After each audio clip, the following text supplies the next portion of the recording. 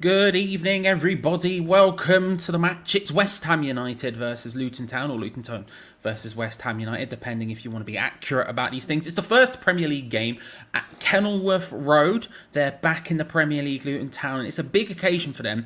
It's an interesting game from both sides of the argument, whether you're on the Luton Town side, getting to face West Ham, who are a unique side in the Premier League in terms of the way they play, in terms of the way they structure, all of that kind of stuff. If you're on the West Ham side, it's an interesting game, depending on how you look at Luton, an interesting side who have built properly, not with huge amounts of money. They're actually just putting things together, and actually a chance to see some youth players in action, specifically on Luton Town side. Now, I don't know the lineups. I'm not Gio nor Gonzo. I don't know these things ahead of time.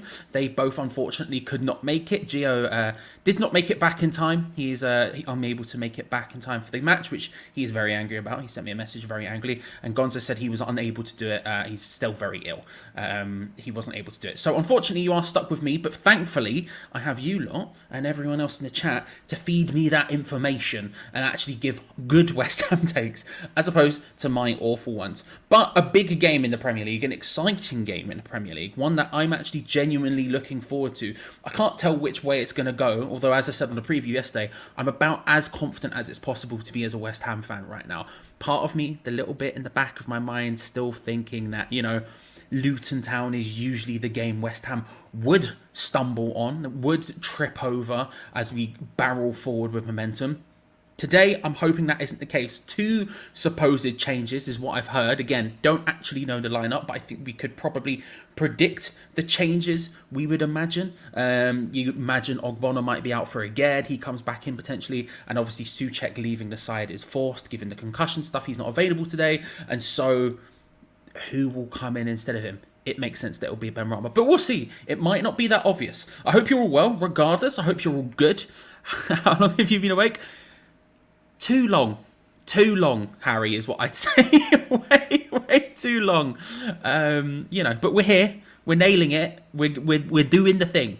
We're doing the thing. I was wearing a t-shirt that had orange on it earlier. That was white and orange, and I thought that'd be a bit inappropriate given our thing. So for once, I actually thought ahead in terms of one wording. But I hope you're all well. I hope you're good. I will be live throughout the entire game. We're back now with the build-ups, with the watch-alongs, with the reviews, all that stuff. I will be live throughout the entire match. So hey, stick around. Subscribe, because we're the only channel who do it the most consistently on YouTube. Of course, we missed last week's because everyone was unable to do it, but we do it every single time regardless. I've only missed 3 watch-alongs in 4 years. 4 seasons we've been doing this now, and I've only missed 3. So we are the most consistent by far. So if you haven't already, make sure to subscribe, hit that bell notification button so you don't miss out on future videos, because we've got tons of stuff coming up, as well as like the video, because it helps us out massively. It means when people type in West Ham, Luton, it means we're at the top. It's very useful for us. So if you're liking it and you want to help out, hit that like button. It helps us out massively. But yeah, West Ham versus Luton. There will be a poll on how we feel about the lineups when they come out. But I just want to see. No comment. Listen, Carlo. They're not frauds. I'm just hardworking. I push me up. They stay where they're at. That's the vibe I'm going for. Dean, good to see you. Kudus has to start fresh off a hat trick. I was going to say hot trick there, like some sort of cooking thing. Fresh off a hat trick. Onion guy, I would suspect he wouldn't, but I would be hyped to see him. I think he will play today. He's in the squad, it seems. I've seen his shirt with the number on it in the ground itself. I think they've posted those pictures somewhere, because I saw it in the Hammers Chat Patreon group chat. So I suspect he is in the squad. And we will. I suspect we will see him, even if he doesn't start today. But I'm just very excited to see him come on. Imagine him coming on as an impact sub. Imagine we're struggling a little bit. Luton Town maybe getting to the end of their rag after being trying to break us down for 70 minutes, and then bang, on comes Kudus. I mean, it's a big deal whether he starts or whether he comes on. I'm very excited for him. Yeah, basically. Basically, AK, you're not wrong. You've basically hit the nail on the head there. It is 7 o'clock. Let's get refreshing, see if we can find a team. Look, all I can say is they are on strike. They are on strike. They're currently in talks with their bosses at Hammers Chat, which are, of course, themselves. They are in talks with their union reps at Hammers Chat, which is, of course, also themselves. And hopefully we can come to some sort of amicable conclusion, and you don't have to deal with a scab such as myself. Champions Review, we know we are. It's just nice to say, isn't it? It's just nice to say, Turbo. It's just nice to say. John, good to see you. Afternoon, wherever you are. Hope you're well, sir. Hope you're well. Let's have a look. The lineup is out, ladies and gentlemen. I haven't seen it. I've just clicked on it. Let's go over to this. Let's hope it works. Sometimes it does. Sometimes oh, there you go. The West Ham lineup as such. Areola in goal with Sufal, Zuma, Aged, and Emerson. That adds up. That's exactly what we thought would happen. We would see Aged come straight back in. Alvarez starts in midfield alongside Ward-Prowse and Paquetá. The team is exactly how we thought it would be, with Bowen on one side, Ben Rama on the other, and Michail Antonio up front. That's exactly how I thought it would be. But let's have a look at the bench. There could be some interesting stuff here. Fabianski, Kera, Cresswell, Ogbonna. Okay, yeah, fairly balanced. Feel sorry for Ben Johnson as per usual, but there we go. Fornals, Cornet, Ings, Kudus, and Mubama. Okay. Do the poll, says Tower. We're getting the poll involved. We're getting the poll. There should be a poll going live at the chat in just a few seconds' time. It'll pop up for you at the top. It says, "How do you feel about the starting 11?" I've changed the wording ever so slightly, but we have it's great, it's all right, it's poor, or it's awful. Let me know how you feel with the poll. We'll get back to those sooner rather than later. But that is the West Ham lineup. I'm interested to see how this ends up working out. It's exactly what we thought. The two changes make sense. Souček had to leave because of the concussion stuff. Aged would probably have come back in. Yeah, it's as expected. I'm interested to see how this 3 works. The Alvarez, Ward-Prowse, Paquetá. I'm really interested to see how that works, because I think once we signed those 3 players, those were the 3 that most people would have put in as their strongest 11. If you said, what are the best 11 West Ham have? That is what people would say. So I'm really interested to see how that works out. And Ben Rama played well once he came on in the game. Obviously been flattering to deceive a little bit this season, but did well, obviously an incredible assist. So I think it makes sense. It's exactly what we would have expected. David Moyes not one to change up massively. Let's have a look at the Luton Town lineup. Hopefully there's it's a clear one. Oh my god, it's Reece Burke. Let's absolutely go. Kaminsky starts in goal with Doherty, Burke, Anderson, Bell, and Giles in their back 3/5, however you want to say it. You've got Marvellous Nakamba alongside Barkley and Chong on either side, with Morris and Adebayo up front together. If you're wondering about stuff to do with Luton Town, well, let's go through the bench very quickly. Krul starts on the bench. Ogbeni, that's how I'm going to say it. Berry, Coldy, Woodrow is on the bench. Kabor, Pelly Ruddock and Pamzu, that's who that is down there. Brown, Johnson, and Francis Clark. Bob Johnson's one of ours, isn't he? Some interesting names in here. First of all, Reece Burke, former West Ham Academy graduate. Very exciting to see him back in the Premier League. As is Pelly Ruddock and Panzu. Would love to see him come on just because, again, former West Ham Academy graduate. Outside of that, Carlton Morris is the big one. He's very good striker. Scored 20-ish. I think it was either 20 or 21 for them last season. So a big... He's the main threat. You've only scored 1 goal in the Premier League so far. It was him. Adebayo did well as well last season. He's been there for a couple of years. He's done pretty well for them. Former Fulham Academy graduate, I believe. You've got Chong, who is a Manchester United Academy graduate. He did really well for Birmingham before joining them this summer. Barkley obviously joined on a free this summer. We know Ross Barkley. We understand him. Marvellous Nakamba joined on a permanent after being on loan there from last summer from Aston Villa, was it? Giles joined from Wolves this summer. A team that it's not a lot of money put into it, but interesting lineup certainly, and one where we've got a little bit of excitement in Reece Burke. Good luck dealing with Michail Antonio. Did they ever play together? I don't know. Burke might have left by that point.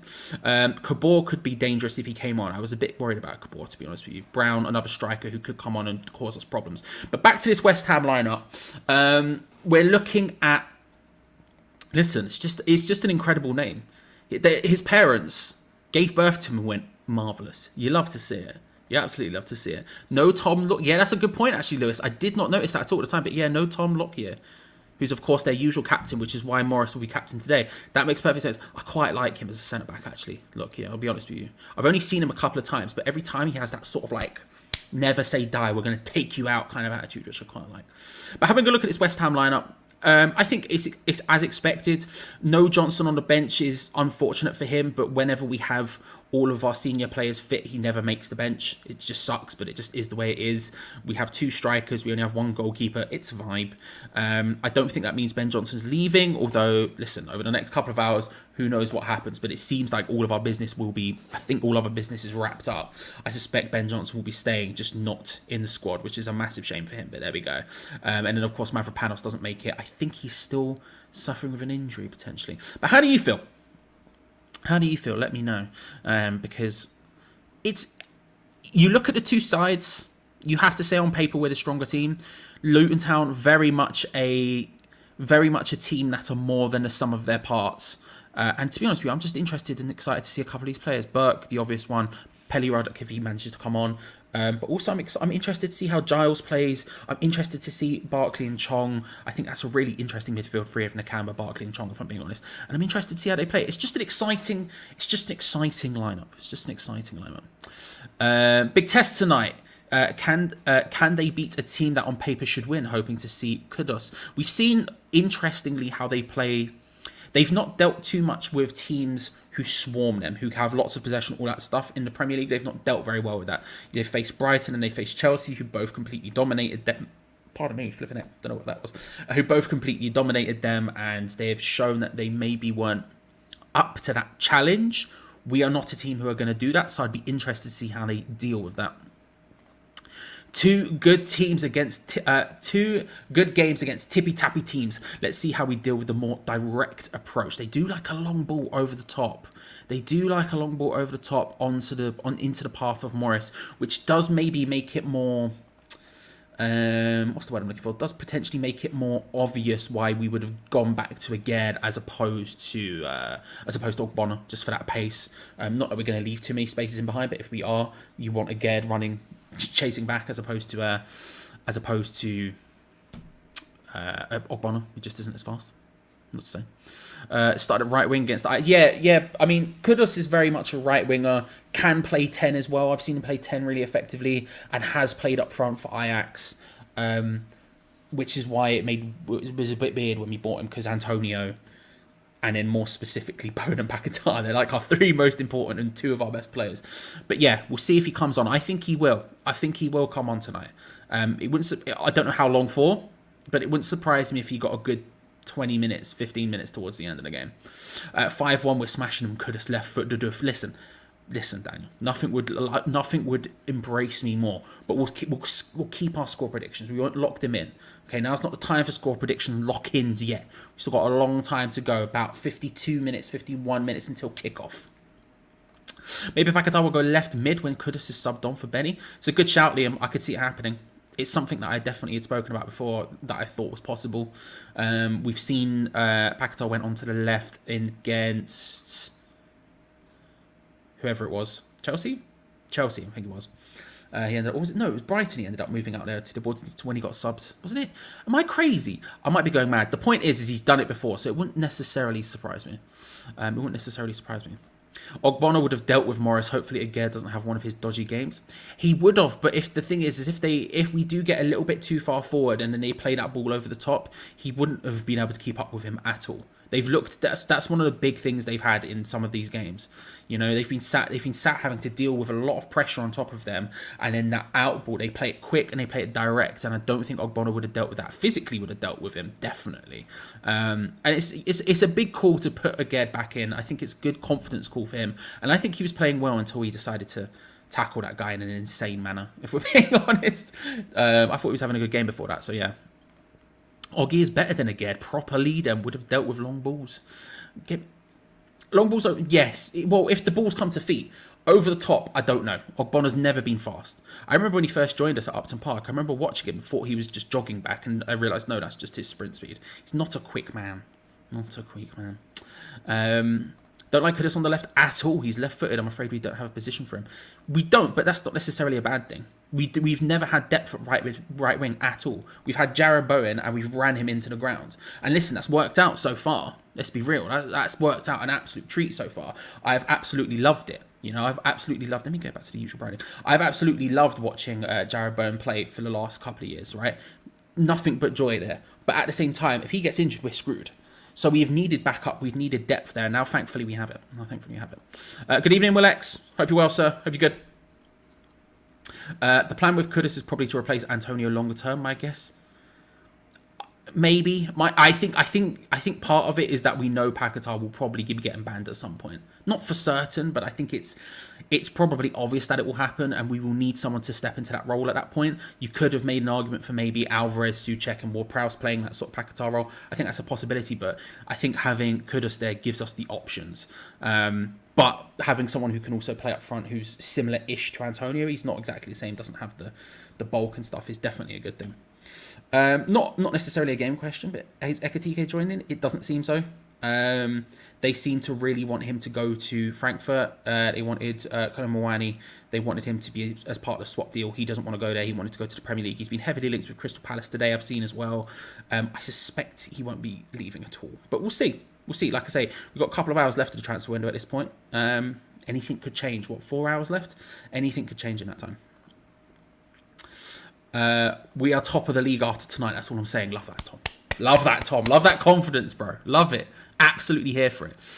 Where is Mavropanos? I believe he's still, he's saying injured. I don't know if he's fully injured, but he came to us with a knock. I don't know how bad it is, so I don't know how long it will be until we see. But yeah, we'll see. We'll see. It's obviously not today. Do you think we're done in the window, or could we see someone like Ekitike join and someone like Ben Johnson leave? I think we're probably done. I could imagine Maxwell Cornet leaving, although the fact he's on the squad today makes me think he probably isn't.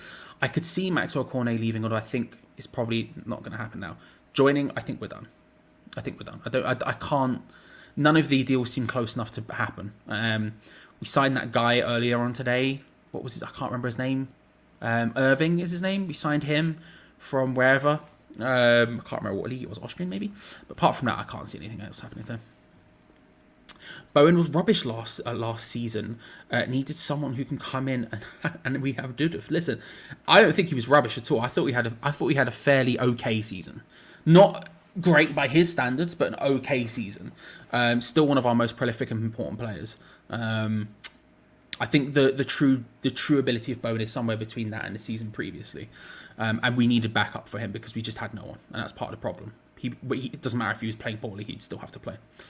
Lingard a striker, shadow, stress, but also problem. No worries, Hughes. Thank you. I appreciate you for joining. I appreciate all of you for joining. If you haven't already, make sure to subscribe, like, all that good stuff. Because I will be here, and my lord, will I need you? My lord, am I going to need you? It's going to be a long one. I'm not expecting a win tonight. Has a weird vibe, personally, says Yanni. I know what you mean. Personally, I think I am expecting a win. We'll get onto it. But I can see how you feel. I see how you feel. Who is the best player on West Ham, says Bike? I mean, it's got to be Paquetá, right? Paquetá, then Bowen. Paquetá and Bowen's probably safe to say. And then after that, we'll see a toss-up, see how the certain players settle and stuff like that. But I think that's comfortably probably our best team. Did I enjoy it all in? James, thank you for asking. I loved it. I thought it was brilliant. That was, of course, if you're unaware, I was at the Wembley Wrestling Show last Sunday. AEW All In. I thought it was brilliant. The main event was incredible. Very melodramatic, but it's exactly what I wanted out of that situation. I thought it was brilliant, and it kept me guessing until the end. I loved it, and I loved the show on Saturday as well, where I wasn't here to do Brighton game. I was at Ref Pro's 11th anniversary show at Stratford. I met a subscriber there. It was very exciting. It was a lovely moment in time. I was very shocked it happened, but there we go. But yeah, I loved that as well. But thank you for asking. It's very kind of you to say. This is a nailed-on win tonight, says AK. The way we set up is perfect for long balls coming in and then counter-attack. I do think it's going to ask a difficult... It does ask a difficult question of Luton, right? You've got a situation in which they are going to have to play, and I said this a little bit on the preview, but they're going to have to play one of the more unique teams in the Premier League. This is not a easy game for them by any stretch of the imagination. I think when you go up and you face, Chelsea or Brighton, there's a lot more teams who are playing a lot... There's a lot of teams who are taking inspiration from people like Pep right now in the Premier League. A lot of teams who are stepping to him. You have to look at a team like Brighton, right, who have gone from a very defensive side like us over the past 4 or 5 years to transition into the side they are now. There's a lot more teams trying to do that. We're a very unique side, not only in what we do, but also to the level we do it. We can keep out the very best on our day. On our day, and we haven't been on our day for a while. This season, we've started on our day, which is beautiful, but last season we weren't on our day for a while. But we've kept out teams like Manchester City with ease at times. Like, it almost comes too well to us, and we are coming into this with blistering form. So it's going to be a really unique challenge for Luton. Can they break us down? Which is partly why I'm interested to see how the Nakamba, Barkley, Chong midfield three goes for them. Because with Chong and Barkley, with Morris and Adebayo moving on either side, then you've got the wide players, which would be Giles and probably Doherty, like moving around. There's a lot of options for them. We're going to force them out wide. They're going to get crosses in, which is something they are okay with, but it is a case of like Morris and Adebayo, no offense to either of them, I'm fairly confident that Zuma and Aged will be able to outdo them in the air. It's an interesting challenge for them, and I think it's a big test. Lots of people have said this will be a true test of where West Ham and, more importantly, Moyes are this season. I think it's also you could also say the same for Luton. I think it's a huge test to see exactly where they're at and how they are in terms of Premier League standings. They've gone against two good teams. They've been beaten comfortably by both of those. But now is a match where they would, before this season, they would have been looking at that and going, right, we'll be able to take on West Ham. And that's going to be a big test for them, a big test for them. And a test for us, but I think we have what it takes to keep them out. It's just about, can we break them down? If they get into their lower defensive positions, if they tighten up like we've seen teams have done against us in the past, we've usually struggled like that under David Moyes. When teams come at us, like you say, AK, when teams come at us, we're good. We deal with it well. We let them come on. We let them deal with it, and then we hit them on the counter attack. We nail it. But when teams shell up, when teams get defensive, we've seen that we've struggled in the past, and it's a big challenge if Luton do that today, and one that I think actually, when you look at our lineup, when you look at the likes of Ward-Prowse and Paquetá obviously starting a little bit further forward, you get Ward-Prowse coming in closer and closer, you have Bowen on one side making runs, you have Ben Rama coming in and getting involved in the play, Antonio dragging people around. It feels like we're much more well equipped to deal with that now, and actually even then you guys Farhad's bench as well. People like Kudus and people like that coming off the bench. I think we have finally maybe what it takes to be able to break teams like that down. But it's a big challenge either way. It's a big challenge either way. Thank you. Literally. It was a stress moment. It was a stress moment. Good to see you, by the way. Hope you're well. Is Lingard still trying? He is. He's still training with us. Yanni, he is. Supposedly really wants a contract. We'll see how that ends up working out. But he is supposedly training with us. Well, I think he posted a picture today from the training ground, I believe, on his Instagram or something. I think he was at Rush Green. But yeah, so we'll see how that one ends up. It would not surprise me, talking about any more business happening, it would not surprise me if in the next 2 weeks or week or whatever, we see Jesse Lingard sign officially for West Ham on a short-term deal. It would make sense. Dan, good to see you, sir. How are you? Hope you're well. I hope West Ham don't mess up my birthday weekend. Don't want to be miserable. Well, happy birthday for tomorrow, Dan. If you are in chat, could you please lob a happy birthday Dan's way for tomorrow? That would be very good. That would be very kind of you. Happy birthday, sir. I hope they don't do that as well. I promise I won't keep clicking on the resting questions. I will be going to Raw Quest, yes. I bought tickets. I was in the pre-sale and I got my ticket straight away. I was umming and ahhing about it, and then the email came in and I was like, yeah, it'd be rude not to, wouldn't it? I went to the first Royal Quest at Copperbox and it was brilliant. So didn't go to the second one last year, but I'm hyped. I feel there is a whipping on the cards tonight. It says GSB out. Better get ready with the bells. We do have bells available, Steve. Don't worry about that. Hello, Chris. Good to see you. Ellen Charlie. I'll take Ellen Charlie as well. Ellen Ripley from Alien. But I'll take that. True Cockney says, hope Moyes doesn't do the normal bollocks with kudos. I'm just waiting for the normal. He ain't fit for the Premier League. He needs time to settle. We all know it's a load of bollocks. Moyes out. Strong starts from True Cockney there. I would say this. I would expect him to... I don't expect him to start anytime soon. But I think that's okay. Especially with the Europa League games on the horizon. He's going to get plenty of game time to move in.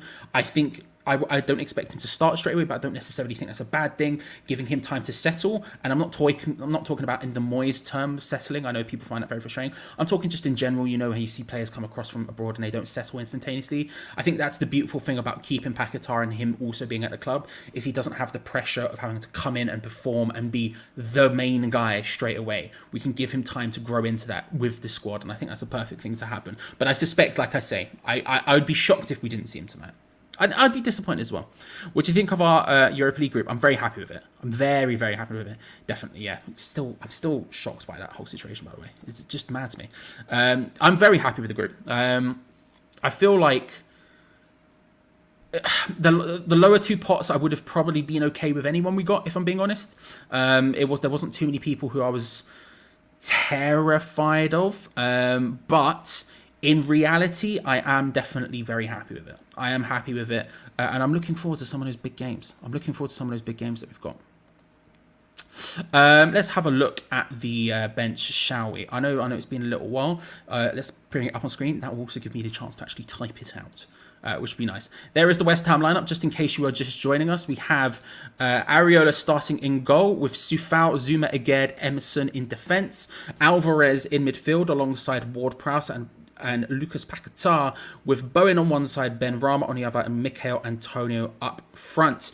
On the bench, we have Fabianski with Kera, Ogbonna, and Aaron Cresswell, who has now had his... I didn't know if anyone else noticed this apart from me. It's the sort of thing I would notice because I do thumbnails a lot. You know, on the main site where you click on the squad and you can see everyone's pictures, Aaron Cresswell's, until recently at least, was still the old picture from last season. So he has now been updated with the new kit. So that looks like very much... not that it would be too late and we haven't heard anything about it, and it looks like he's probably staying.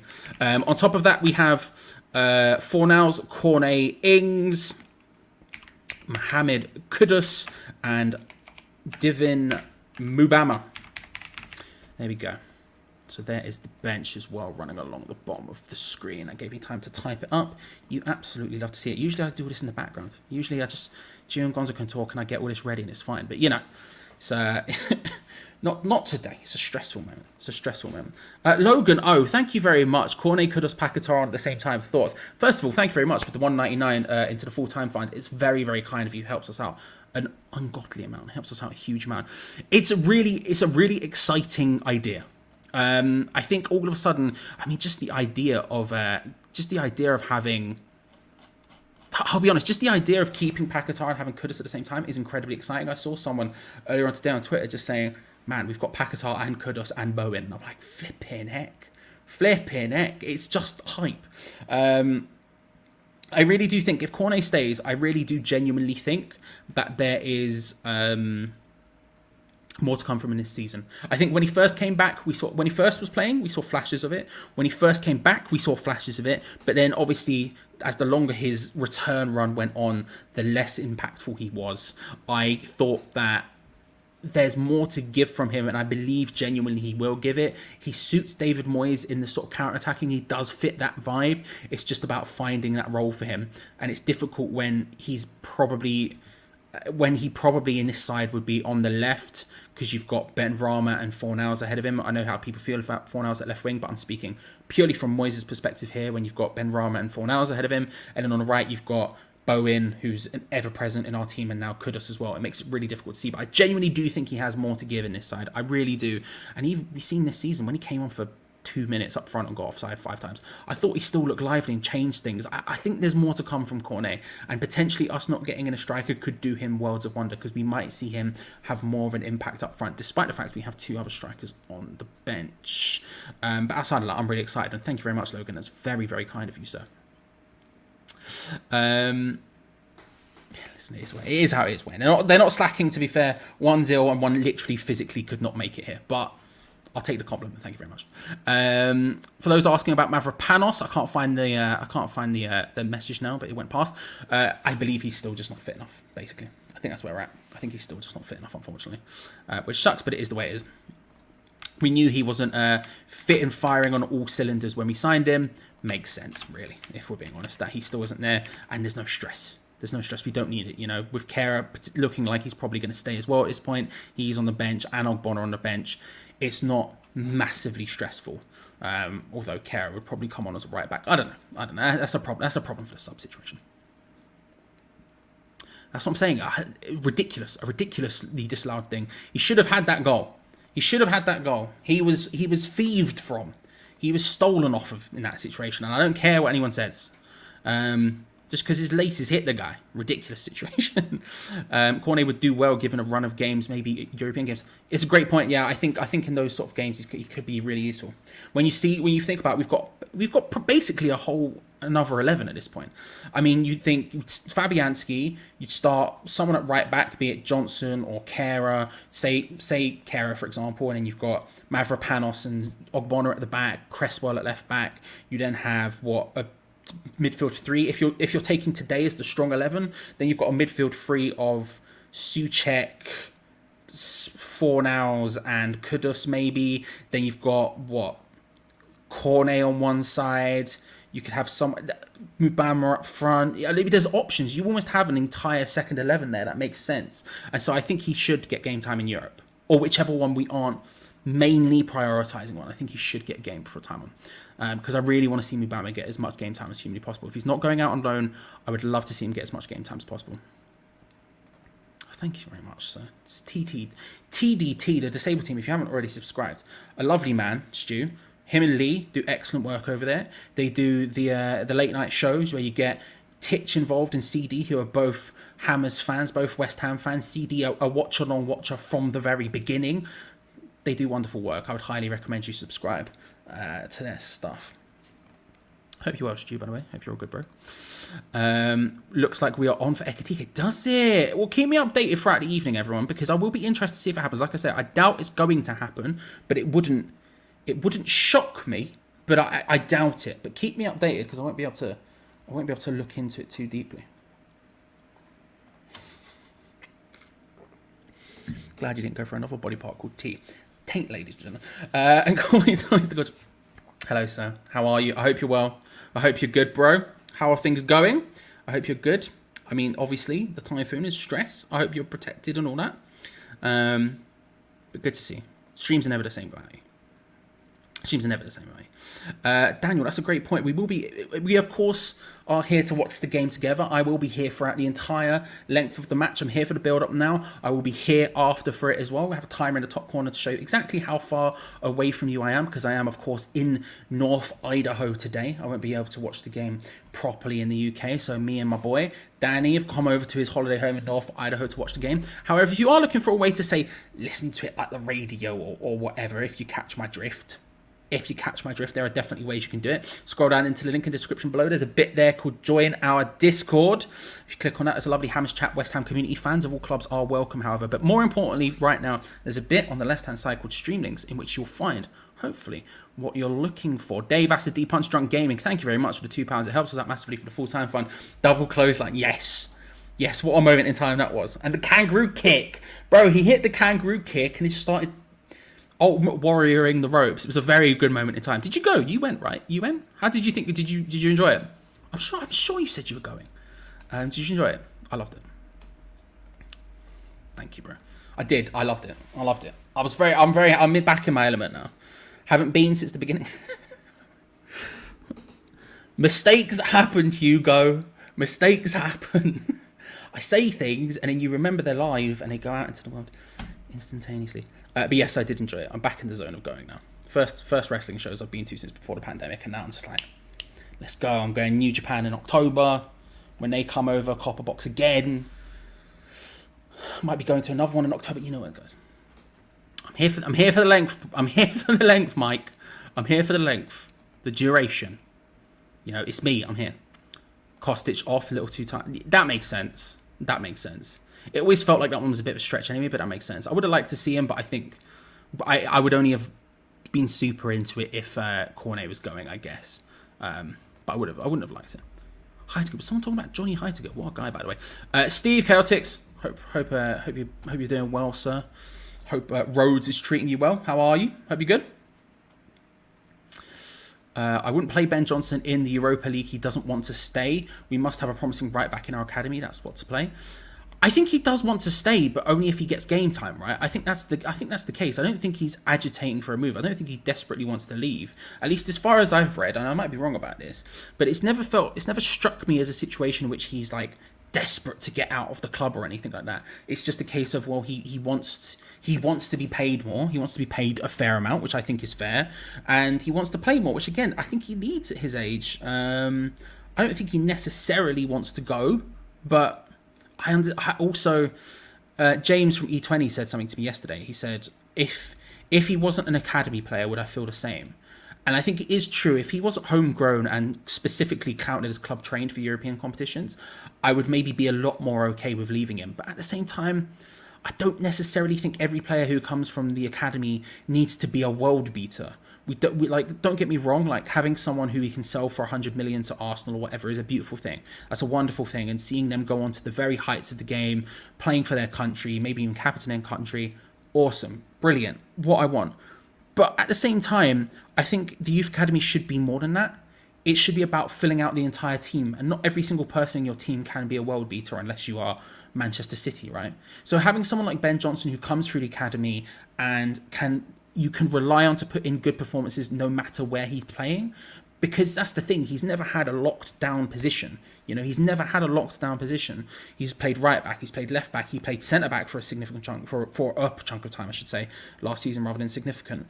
That's a really useful thing to have. Italian clubs love it. Italian clubs love a youth player, or specifically actually any player whose utility. David Santon's played for almost every big club in Italy there is, despite being not that great a player, but because he has the utility and can do that sort of thing. And with Ben Johnson, you have someone who's grown up in the area, supported the club as a child, and I think that's a beautiful thing. I think that's a really good thing, and I wouldn't want him to leave because of that. As much as what James said to me is true about the idea of if he wasn't an academy player, would you feel the same way? And I definitely wouldn't. I think you can't take that away. I think it means too much. It means too much.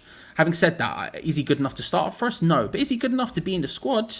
Yeah, I think he is. I think he's our second best right back, for example. But I also do think we need to upgrade on our right back as well. So it's definitely a 6 of one, half a dozen the other. But from a squad planning standpoint, right now, this summer, I don't think letting him go is a smart idea. We only have 8 homegrowns right now. I know Jesse Lingard might come in, so that would push us one over the limit. Therefore, we could release one of them. But it would, in my opinion, have to be one of the others, and not a club trained guy, because we're already not going to be able to field a full team in Europe, because we only have 3 club trained players currently at the club, senior ones anyway. You're talking Anang, you're talking Coventry, you're talking Anang, you're talking Coventry, you're talking Johnson. So we're already going to be 1 down in a European squad. If we let go of Johnson, that's 2. So we need the people. I don't know, Frank. I probably will have to go, only because I've got to go do shopping as well after this. I will be coming back for the live review, but I will probably have to chase. But I don't know. We'll see what happens. If we're close to something and it seems like something might happen, maybe, Frank. But we'll have to see. There is a live review happening after this, in which I'll be doing that as well. So we'll see. Maatson turned down Burley, wanted West Ham move. Yeah, I saw that. I saw also. I don't like the deal that they accepted. I wouldn't want that deal for us for Chelsea. The signing him with an obligation to buy it for 31 million is what I saw. That's too much money for an obligation for me. With someone who we don't know if he can do it in the Premier League yet. That feels a little bit much. I would like Maatson. I definitely would like Maatson. I like the idea of him coming in. I like what he brings. I like the idea of his profile. But for 31 million on an obligation, if it was an option, then certainly I'd be interested. But yeah, difficult one.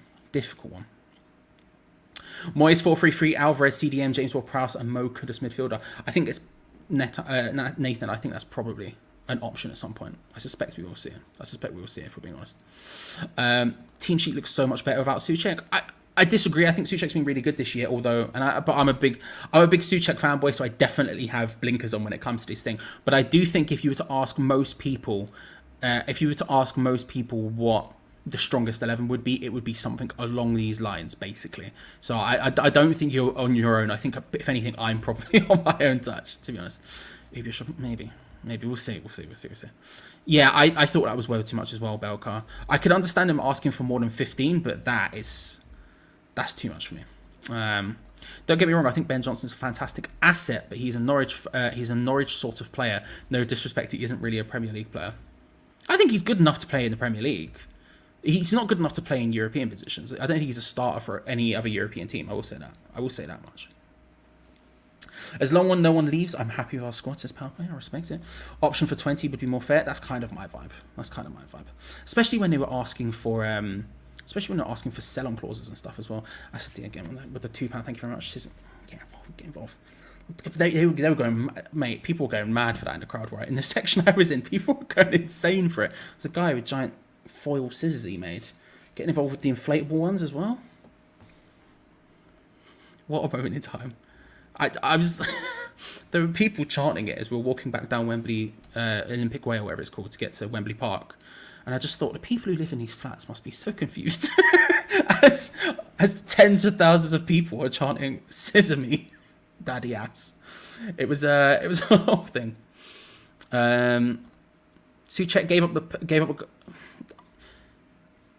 He definitely a scapegoat in that situation a little bit. I'm not going to say he wasn't involved, because he obviously was.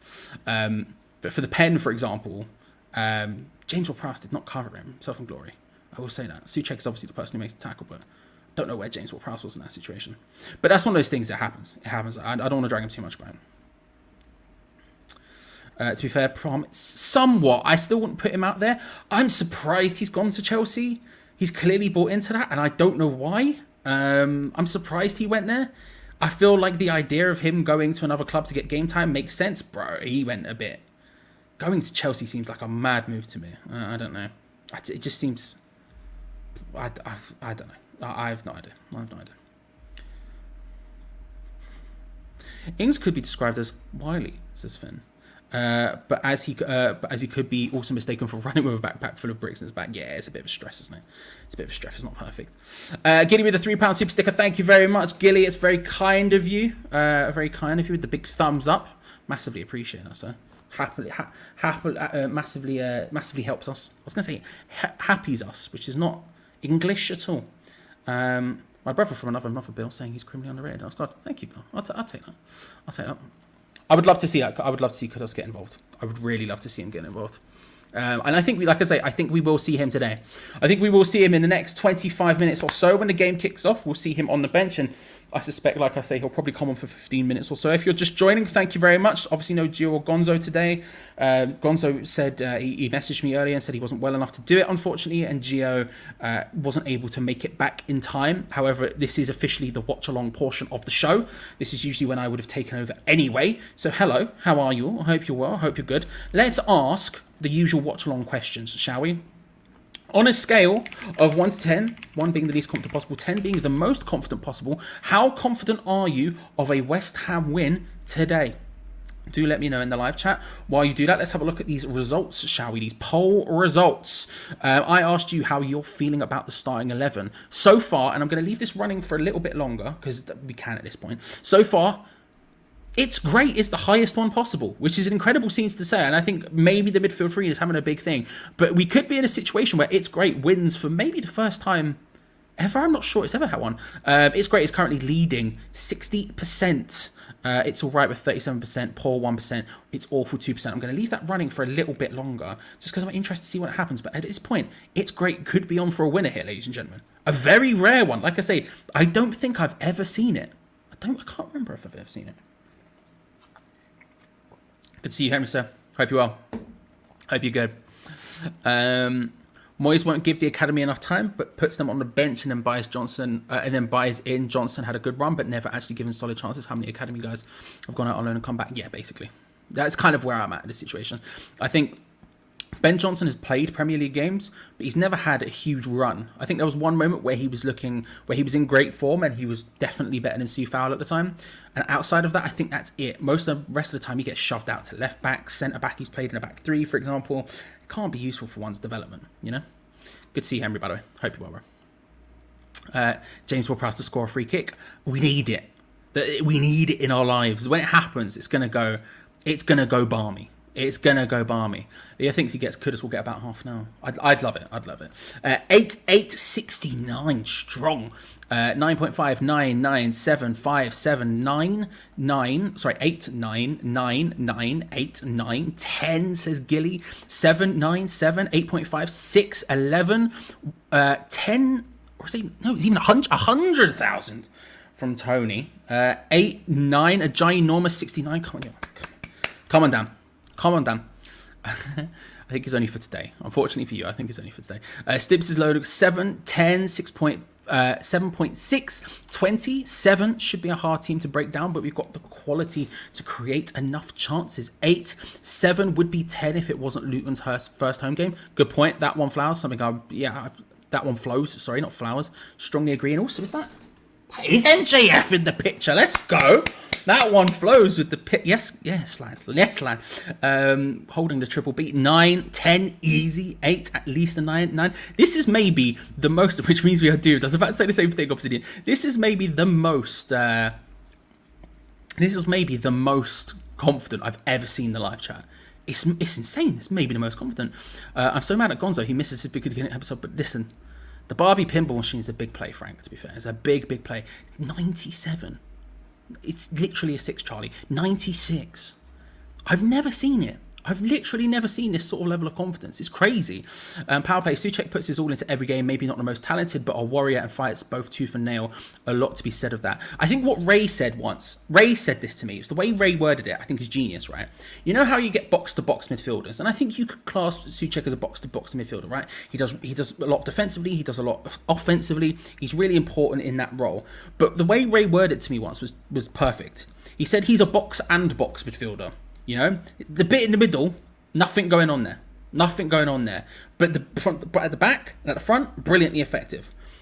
He wouldn't work in a different. As much as I am a Souček fan, and I will say that. As much as I am that, I think if we were to get a different manager and to try and play a different style of football, he'd be one of the first people you'd be losing out of that starting 11. Because he's not. Let's be real. If we're going to play anything that's even vaguely sort of possession based, Souček's probably not the guy. He's probably not the guy, is he?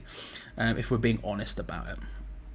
Feel like a great game with the lineup we have. It's definitely the most positive I've ever seen. I'm absolutely loving this. I'm vibing this. I'm West Ham confident, which is a solid 5. Tom, great point. great point. That's kind of where I'm at as well. But I think I would probably put myself quite high as well. Like I say, I'm probably the most confident I'm able to be as a West Ham fan. I'd probably say... This is the bit in the back of my mind. Java Guru is saying Luton can shock West Ham by playing to their strength from having a strong defence and midfield.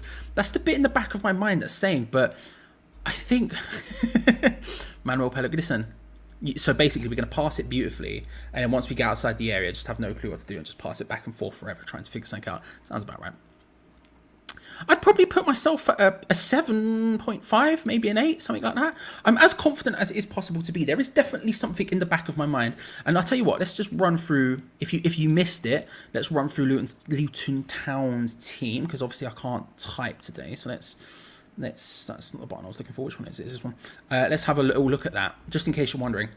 Kaminsky starts in goal with Doherty, Burke, former West Ham player, Reece Burke, of course, this lovely gentleman. Anderson and Bell and Giles in their back 5. They have Nakamba, Barkley and Chong in the midfield 3 with Carlton Morris and Adebayo up front together.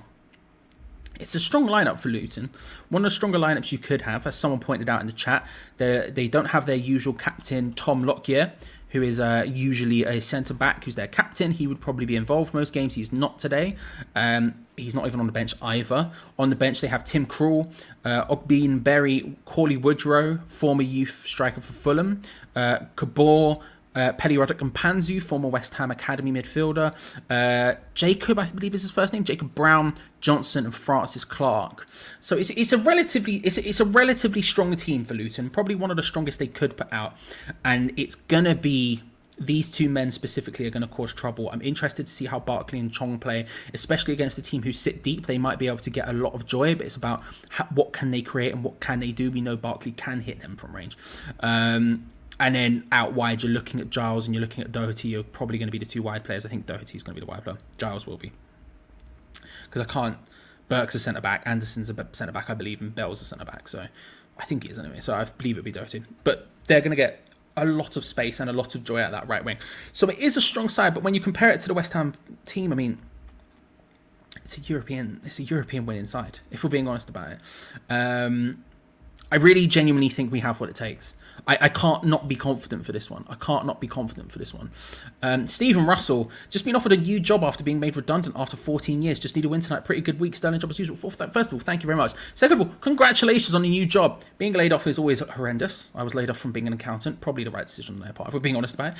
But it is horrendous. So everyone, if you could, reply to Stephen. Wish him congratulations on a new job. Congratulations, Stephen. Thank you very much for the £5, my friend. It helps us out massively. But thank you very much, sir. And congratulations, because it is a big place. It'll be a big week if we can continue it.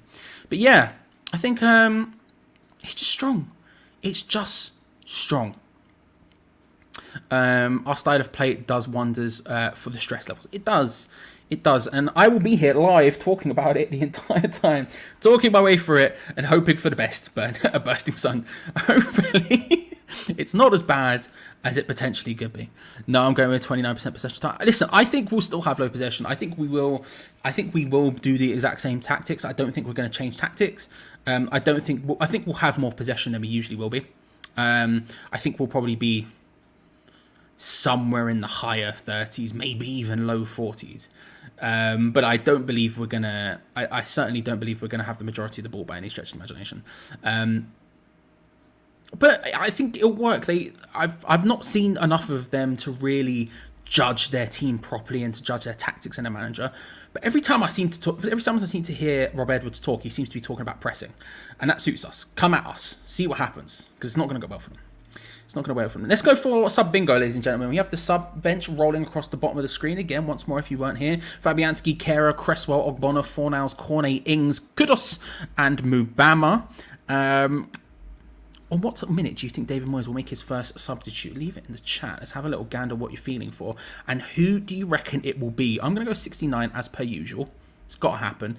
And do you know what? I'm going to say 69 minutes. I'm tempted to say Kudus. I'm not.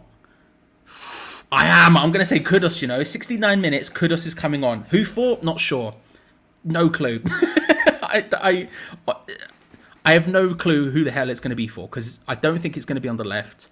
And so at that point, you're going to have to pick either Ben Rama, Paquetá, or Antonio. Bowen, Paquetá, and Antonio. God knows which one it is, but I'm going to say Kudus 69 minutes. That's what I'm going to say. That's the strong stance I'm going to take. Ian says, my stepdad has played against West Ham United at Upton Park for Darlington in the FA Cup in the early 70s. Who remembers the game? Ian, first of all, wild. Don't know if anyone will remember it, but if they do, let Ian know, because that's a what connection? What connection? No one in my family has played against West Ham or played professional football. Barely do sports. That's a lie. My uncle's quite active. Moyes Ball versus Luton. My God, I think it will happen. As much as we don't want it to happen, I think it will happen, to be fair. Johnson can't exempt on the bench. Why would he want to stay? That's kind of, yeah. You can't blame him, to be fair. If he's not even getting there, you can't blame him. Barack, haven't tuned in and watched along for a while. You're looking like you've lost a lot of weight. Good. Well, thank you. It's just I think it's just because the beard is gone. Because I haven't. If anything, I've gained it. I can't lie to you, bro. If anything, I've gained it. But I'll take the compliment. Thank you very much. Let's have a look at some sub bingos. Theo says 69 Kudos. Nice. Kudos 79 minutes. This is a brilliant game for Mubama. 55th minute. That is a great point. I think it is a brilliant game for Mubama. Him coming on for Antonio, like you say, I'd say later on in the game, but I would love to see it. I would absolutely love to see it. It would be a really good opportunity for him to get on and test sort of himself in the system with good players around him.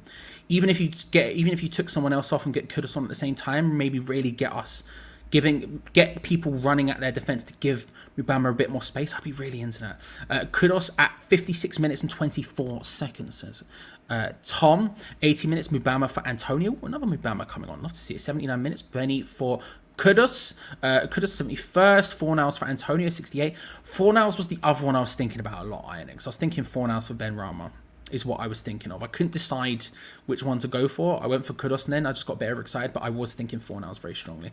Kudos at 71st minute, Kudos 61, Kudos 55. 65 minutes, Kudos transfer bingo. We signed up at only 80th minute. Ooh, Collingwood, Collingwood coming in with the big plays. The holding up the globe of Hamalytics, Collingwood, coming with a strong suggestion there. I respect it. 57 minutes, Kudos on. 88 minutes is my trustworthy friend, Judas. Mr. Judas,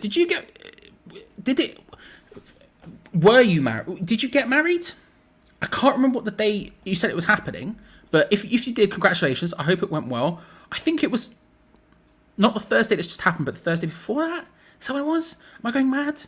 Is my memory failing me? It's probably failing me. Scott says 70th minute for Antonio for Ings, 82nd minute, Kudos, 76th minute, Kudos, 65th minute, Kudos for Benny, Kudos for Paquetá, and the 79th minute, Kudos for Antonio, and Bowen moves up front, says Frank. Interesting point, actually. Good point. Move Paquetá on the left and put Kudi in the middle, says Theo. Theresa May, Elton John, and Carlton Cole on, Ben Rama, Kufal, and Antonio off. Is that straight swaps? I'll be seeing Elton John at right back. Is that what we're saying? Theresa May on the left wing? She won't like that. That's a little politics joke for you lads. There we go. We've nailed it. Antonio Vaquera says Alex. 80 minutes says Chris. 41 minutes says Nathan. I keep wanting to say Nathan because I know there's someone else like that, but Nathan, I apologise. I keep almost mispronouncing your name. It's disgraceful for me. 65th minute, kudos for Antonio. Evening, Charlie. Good to see you, Gavin, and chat, of course. You hate to see it, Shadow. You do hate to see it. You know. I hope he's well. Who's missing from the bench? Says Mark. Ben Johnson hasn't made the bench. Neither has Mavropanos. They're the two big ones that I can't think of anyone else. Oh, Lee Statham, ladies and gentlemen. My guy. How are you, sir? Hope you're well. Lee, another wonderful man. Of course, does stuff on the disabled team. Has his own channel as well. Lee is a beautiful, wonderful man. Would highly recommend you checking out his videos. He's a great dude, Lee. Love him. Love him. Despite the fact he pronounces... predicts West Ham to lose 4-0 every single game. Apart from that bit, lovely. Apart from that bit. Anyway. Lots of confidence. Let's go back. I just want to go back again and see what this is saying. See what the poll's saying. We're almost... votes are flying up, by the way. We're almost at 800 votes right now. Again, it's great. It's leading 60%. Coming through strong. It's great. It's leading with a solid 60%. It's all right at 37%. It's poor 1%. It's awful 2%. It's really those top two which are battling for it. Again, I'm going to leave it until just a little bit before kickoff. But I'm intrigued to see how it goes because we could see a top tier win for the first time. New prediction. Well, there you go. Congratulations. All married last Thursday. It was last Thursday. I was right. Okay. Well, thank you. Rumour has it if we get 300 Charlies, we'll do a topless lap. Never happening. Not Tom. Never happening. But 300 is the goal. So like the video if you haven't already. I promise you, if anything, Scott, this will help, right? This is what's going to get us more likes, okay? I definitely won't do that if we get 300 likes. How about that? I don't think anyone wants to see that. So if you don't want to see that, hit the like button. Hit the like button. I won't do it. I don't do it anyway, but, you know, I definitely won't do it then. But congratulations, Judith. I hope the permission has been granted today. John Carr, thank you very much. Keep up the great work. Thank you very much for the 199. So it's incredibly kind of you to say. I need to put all your names in the thing at some point. But great work. Thank you. It's very kind of you. Very, very kind of you. Is Mav injured? He came to us with a knock, didn't he? I don't think it was Diego. Hugo's saying slight back injury. I don't think it's anything too deep. In fact, Hugo's given me exactly the information I need. Thank you very much, Hugo. It's not a serious injury. We'll be back after the break. That's what I had heard as well. So good. That's good because I'm excited to see him. Big guy. Huge chest. I keep saying this, but when I was looking for photos for him for thumbnails, there was a picture of him celebrating after a goal or after a game topless or whatever. My man, he had a barrel chest. It was bloody huge. And I'm looking forward to watching it destroy Premier League defenders. Absolutely annihilated. Don't know what that voice was. Thank you very much. Very, very incorrect, but I'll take it. On both accounts. I'm just gonna sneeze if that's all right. I'm just gonna have a little. Nope, it's gone. What time to be alive? It's gone. It's a great question, Cam, and I don't really know how to pronounce. I don't really know how to answer it. You know, that's all I've really got for you. My girlfriend said at some point as a joke that it should be in the background of videos. Hasn't left yet. You need it when you're doing a watch on by yourself. You need it, you know. You need him here. He is having to balance up against the exercise bike now because his legs are giving way. But apart from that, you know. A clover lap with Danny? Well, maybe. She is not. Again, I probably look. It's a thing. She's a legend around these parts, but unfortunately, she's not here. She is not here. One day she'll pop up in the live chat. It's going to be an unreal moment in time, and someone will click on her channel and confirm that it is the real Angelica Bell. I don't know if she has a YouTube channel. I'm just assuming. She'll give a shout. She'll give a Baby Bell reference or a Danny DeVito reference on the One Show or something. And the boys are going to go bananas. The chat's going to lose their mind. If we get 5 wins, keep this up. Can you dye your hair? No, dyeing my hair scares me. It's a scary prospect. We maybe come up with something, get a haircut or something. I don't know, but dyeing it seems like a scary prospect. I haven't cut my hair since October 2020, and it is very, very long at this point. Like if I Like, I can, like, full on almost give myself a fringe. I can actually give myself a fringe the wrong way around. When I wash it, I can feel it go all the way down to my base. We are kicking off in 6 minutes' time, ladies and gentlemen, which means now's the time for... I know, it's a shock. Look, it's got stuff on it. It's got stuff on it, but it is there. It does get used occasionally. Which is now is the time to lock in those score predictions, ladies and gentlemen. No more sitting on the fence. We've spoken about West Ham at length. We've spoken at Luton at length. We've spoken about the subs. We've spoken about Kudus. We've spoken about Angelica Bell. We've spoken about it all, ladies and gentlemen, which means now is the time to lock those score predictions in. Lob them in the chat and we will lock them in. You know what I mean? Well, lock them in. That's me doing a little turny thing. I'm confident with this one. I'm confident. I'm going to end the poll here while you do that. At just over 820 votes. A huge amount of votes. Ending the poll, how do you feel about the starting 11? And it's the most confident, the most happy with the starting 11 I've ever seen. It's poor. Ended up at 0%. It's awful was 2%. It's all right was 36%, and a huge 60% said it's great. The most confident we've ever been by a significant distance, and the highest the top category has ever been by a significant distance. While you do that, I also think I think we're going to win. I said 2-1. I'm going to stick to it. I'll stick with my head that says 2-1. My heart says more, but I'm going to stick with my head. And say it will be 2-1. However, we will be finding out together because this, of course, is the watch-along section of the show. We will be live throughout the entire match. We'll be live non-stop throughout this one. I'll be here throughout it. First half, half-time, second half, the whole thing. And then, of course, we'll be live with a full match review straight after this. However, if you're new around here, make sure to subscribe because we're the most consistent West Ham YouTube channel when it comes to this sort of stuff. We've only missed 3 in 4 seasons. 3 in 4 seasons is how much we've done this. We've only 3 in 4 seasons, which is a bit insane to say. So if you haven't already, make sure to subscribe and hit that bell notification button so you don't miss out on any future videos. And of course, hit the like button because it helps us out an inordinate amount. It really pushes us up those rankings. And we're at 261, so we are flying today. We are absolutely flying. However, it is West Ham versus Luton Town in the Premier League. The first ever game at Kenilworth Road in the Premier League. And it's just a few minutes away from kickoff. Of course, just there we go. The North Idaho TV network in full effect. I will be slightly behind you, of course, because I am in America. That's how that works. If you get my drift. However, there is a timer up here which says exactly how far I am, which will let you know exactly how far behind you I am. Thank you all for joining. Let's go through your final locked in score predictions. Let's have a gander. You imagine, but I think the Liverpool thing was... I never believed the Liverpool thing that deeply anyway, if I'm being honest. I can't be honest. Back inside, I don't know. Yeah. Disgraceful, Scott. Not on you, on the country. The leadership specifically. Probably shouldn't say that, but there we go. We're here now. 3-0 says INX. 4-1 West Ham. 2-0, 7-0, 3-0, 3-1 to us. 4-1, 4-0, 3-0, 3-1, 2-0. If we win a league, would you do a Britney? What, as in released one absolute barnstormer in Toxic? Yes, I will re-release a version of Toxic by Britney Spears. Is how I'm choosing to take that. 3-1, 3-0 or 3-1, Antonio and or Bowen to score. 4-1 to the Mighty Hammers, 2-0, 3-0, 3-1, 7-1, 1-0. West Ham nervy, says P. Gads. 3-5. Put in Antonio and Ariolo in my draft league tonight, so I'm a West Ham fan. Well, producer, I hope for the sake of you, we nail it, bro. I hope for the sake of you, we nail it. Good to see you. Same as before. 3-1 to the Irons. 2-0, 3-0. Get a clean sheet. 2-0, 2-1, 3-1, 3-1 as well, says Leeds fan Stu. Of course, I'm saying 2-0. Bowen goal in the first half and Kudus goal in the final minutes. 4-2.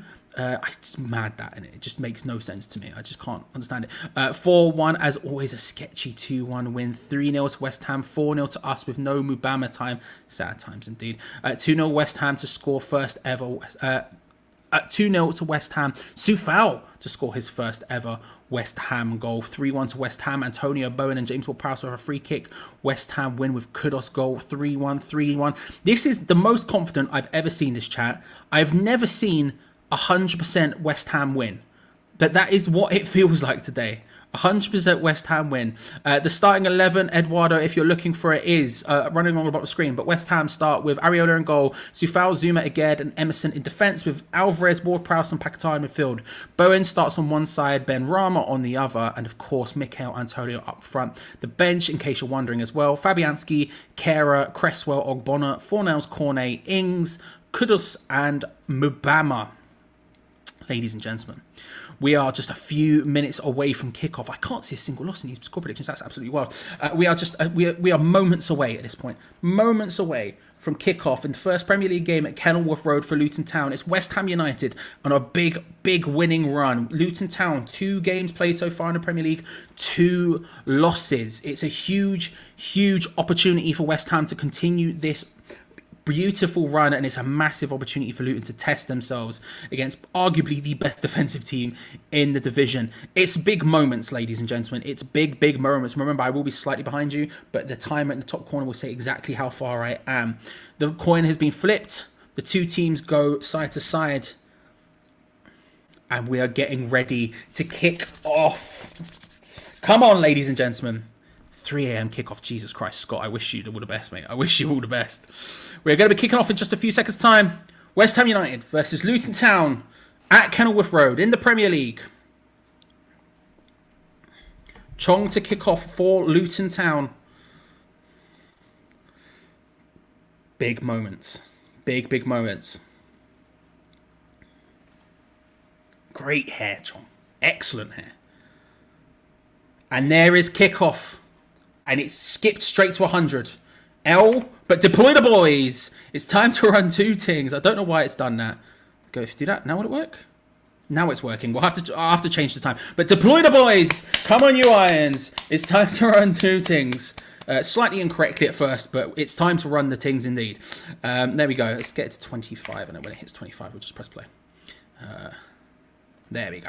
There we go, ladies and gentlemen. It is now accurately in time. Gary, if you are looking for a link to watch the game, my friend, there are definitely ways you can do it.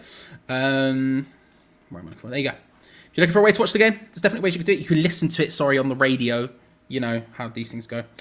And definitely not watch it on a stream. Scroll down into the link in the description below. There's a bit there called join our Discord. Lovely West Ham Hammers Chat community. Fans of all clubs welcome, but more importantly, on the left side, there's a bit there called stream links, which you'll find you're looking for. And breathe. Corner, or maybe actually throw into Luton Town in a very dangerous position, right near the front, right near our area.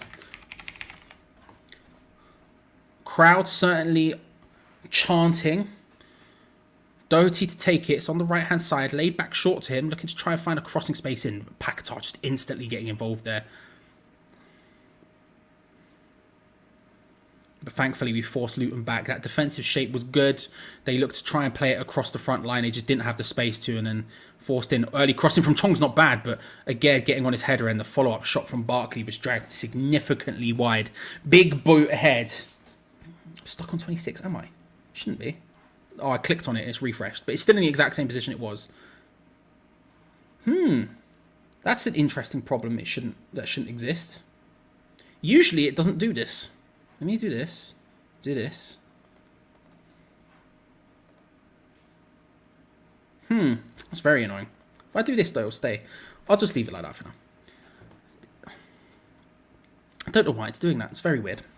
Wait, hang on. If I do this right, let's try and sort this out. West Ham are passing it around at the back of the pitch now. There we go. Hopefully now it should work non-stop. West Ham passing it around at the back. Looking to try and see exactly how we're set up early in the game. It's what you think it is.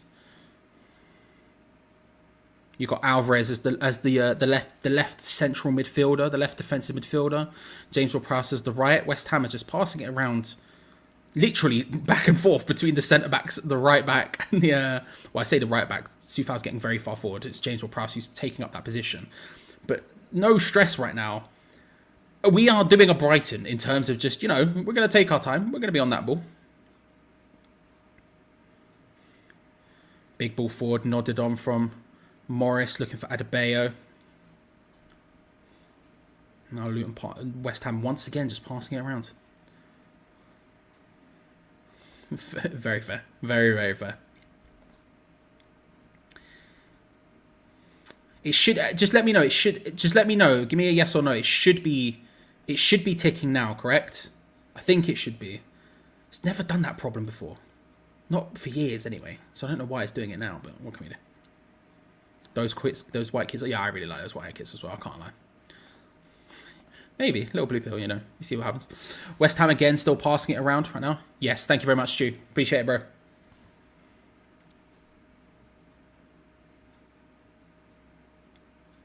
Paquetá dropping deep, getting involved. We're really taking our time here. Really taking our time. Well, the ping over the top from Paquetá was a nice idea. Looking for James Ward-Prowse on the run. Antonio dropped deep there. It was interesting. Antonio dropped deep and James Ward-Prowse. Paquetá is almost getting involved a little bit deeper, which is interesting. And James Ward-Prowse sort of staying further forward. Although they're going to counter-attack here to Luton, trying to move it forward quickly. Much quicker than we were. Played back. Adebayo tried to header it down towards Morris. Couldn't find it. And then easily passed away. Antonio with the layoff to Bowen. Nicely done, but gets overrun. Well done by Luton there to get back involved. They managed to keep it in with a ball forward, but it's easily cut out by Zuma. And a bit of time. We are taking our time here. Honestly, it looks like the tables have flipped a little bit. We're playing a lot deeper than usual times would be. Don't get me wrong, but we're passing it around very calmly, very no rush attitude to the passing right now. Just aimlessly passing it around almost. Just seeing what happens. Just keeping the ball moving. Not really resting on a little step over there from Alvarez. Just not resting on our laurels, but certainly not really advancing too fast or quickly. But then Luton get the ball back and instantaneously go. Feels very I don't know, it's just interesting to me. Big ball over the top looking for Ben Rama down the left. Not a great first touch. And then bullied for the second. That's really well done by the Luton defender. Doherty there just beats Ben Rama comfortably. It was a nice ball over the top. The first, it would have been a difficult touch anyway from Ben Rama, to be fair, in that left corner quadrant. Would have been difficult, but he touches it. It's a little bit too far ahead. Gives Doherty the time to get alongside him and just bullies him out of it. You love to see it. Big defending manoeuvres. You've got to respect it. Yeah, that's his Andy. That was it. Andy Irving. Yeah, Scottish midfielder who plays in is it Austria? I think it is. I'm fine with those sort of deals. It's not exactly what we're living for. It's not exactly what we're living for, Elbow, but it's the sort of deals that we're bringing Tim in for. You know, getting a player who's unknown, maybe got a bit of quality about him, loaning him back out, so he's not necessarily having to come in and nail it first time. You know, I'm loving life. I'm loving that. Probably very cheap. Start up a new relationship as well with the club. Apparently, I'm here for that. That's the kind of stuff we want. That's club building stuff. You know, no one. You know, none of us would have been able to talk to any sort of level about Caicedo before he was bought by Brighton, and yet they buy him, they loan him out for a couple of years, they bring him back, all of a sudden he's a banger. I'm not saying this is going to be our Caicedo, but it's the sort of thing we've brought Steiden in for. It's not the thing we're obsessed with, but I'm here for it. I'm here for those kind of things. Big whipped in from Barkley, not thankfully headed away, although not very comfortably. Again, raises up, nods it further away. Edison battles now with Giles and then clears it away. Big hoof. No one in that sort of position to stop it from going forward. Luton regain possession, but there. Hey, shall I have a question for Blathers? Blathers? Let loose, Blathers. Like the owl from Animal Crossing. What are your thoughts on Ed? I'm really happy about signing him. I think he's such a good player, and I'm really looking forward to see. I think he's someone we can build the midfield around. I'm really looking forward to what he does. Nicely cut out there. Lovely cut out. The way he plays football, I'm super here for. He's my type of guy. Did what hurt, Blathers? Did what hurt specifically? Smeet, yeah, he is. He came with a little. He came with a. Someone said it. I can't remember who it was. A chest thing. Nothing major. Nothing major. But that's why he's not there yet.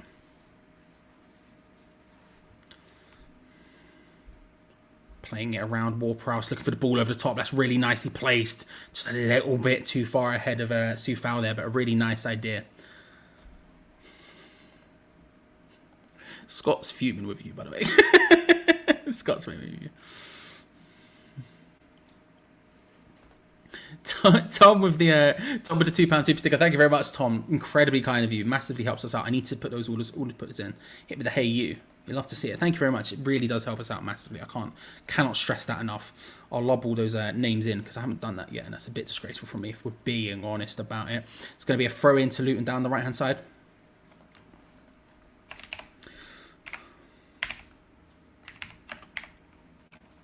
Nakamba on the ball, laying it short to Chong, and again they just force back. We just force them back.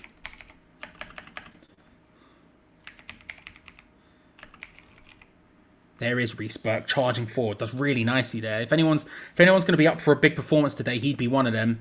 Picked up the ball nicely, then charged forward. Tried to do a little 1-2, running into the sort of getting into those underlapping centre back positions forward from a back three position, but the pass back from Doherty is lacks something to be desired, and we can regain possession and go for it. But going to be having to see someone we're going to have to be careful of, given his former affiliation to us. Definitely be a point to prove, so to speak. Although, to be fair, almost all of their players are going to have some sort of point to prove in the Premier League. So.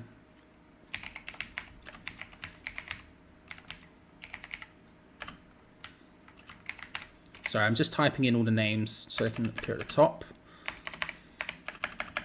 Again on the ball, playing it out wide to the left-hand side. Benrahma on it, a little step over, takes on his man, takes on Barkley, takes on Doherty, then tries to play it across with his weak foot. Antonio has to change direction, almost gets there first, but Chong manages to get there. The camera tries to boot it clear. Good block from good block by Bowen and Ward-Prowse. I'll tell you what, Soufal does well, wins a throw-in nicely, but looks to take it quickly. There's no one there to do it. Nicely done though. Good pressure from the front there. Unfortunately, we are taking a throw in, so this will go to nothing. It will go nowhere. Soufal's going to take it long.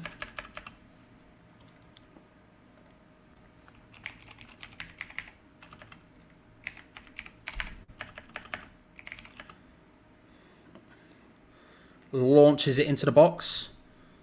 Barely misses the first man. Don't really see what the point of that was, if we're being perfectly honest about it, but that's fine. Maybe should have found a situation which we could throw it short to James Ward-Prowse, get that cross in early from the right-hand side. Would have been ideal, but nope. Nope. There we go. They should all be in there now. We'll have to keep an eye on and see if it's broken. But thank you to Tom, to John, to Stephen, to Gilly, to Dave Asadi, Punch Drunk Gaming twice, and Logan for the super chats. It helps us out a huge amount for the full-time funds. Play forward. We'll get a little bit of a dangerous pass across to Zuma there. Adebayo was lurking. Thankfully, we stay in control. Pass it around comfortably. Nice turn from Alfred. Oh, he's just good, isn't he? The way he controlled that turn, laid it into the path of Soufal. He's just good, isn't he? He's just good, isn't he? Okay, I'm going to stop saying it like that, but I do really like him. I do really like him.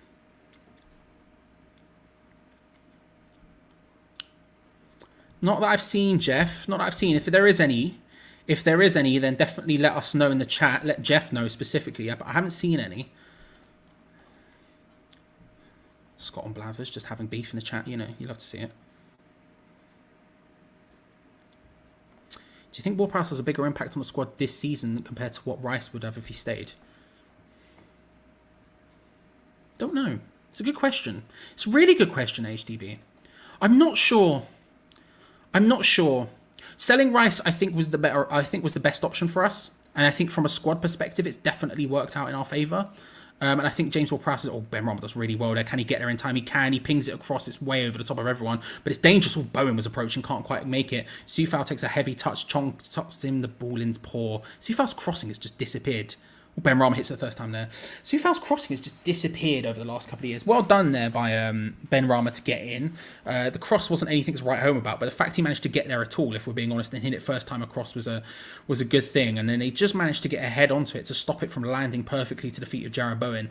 And then Soufal, who took a heavy touch, put him in the path of Chong, tries to get the cross in while being man-marked directly. It was never going to work, and his crossing abilities just seems to have dissipated over the last couple of years. And so it's just not quite been the one yet, but still. Oh, nice little 1-2 between James Ward-Prowse and Bowen there. Ward-Prowse was looking for Benrahma. It was a nice idea. I really like how much better we are with moving the ball around. I really like, we're so much better at it. I think this is what I was going to say about the Rice thing. I think the idea of like 72%. 72%. I just saw some major saying it as well. All that passing around It's working. It's working. The idea of... I think, look, Rice is obviously an incredible player, and we would have been lucky to still have him. But I think without him, we've been able to really add to the squad, and we are a much better team because of it, in my opinion. Chong from range, good block from Zuma, lands straight back at Chong. Sort of a speculative one from range. They move it back out to the left-hand side here. Giles is on the ball, looks to try and whip it across. It's not a bad cross, and flipping heck, Areola can't get the catch. It was fired into an awkward position. Areola should have caught it. It slips out of his fingers, and thankfully it's just about cleared away. Although Luton have the ball again, Giles' cross second time was significantly worse, and it's cleared away easily. Although first time, it still lands back at Luton Town, who get to go again. Mikel Antonio going into defensive mode, charging back. He almost looked like he had the ball there for a second, and they win a throw-in. They win a throw-in. Oh, love that. Kristaps, good to see you, bro. I hope you're doing well in Latvia. Good to see you. Good to see you. Ariola really should have caught that one. Thankfully, Emerson was there to clear it away first time, but my lord, he should have caught that one. But yeah, I think it was a... I think it's a transfer that's worked out for the best for us. I can't lie. I really do. Doherty chests it down, looking for Ross Barkley. Hits it, drags it wide once again. Once again, drags it wide.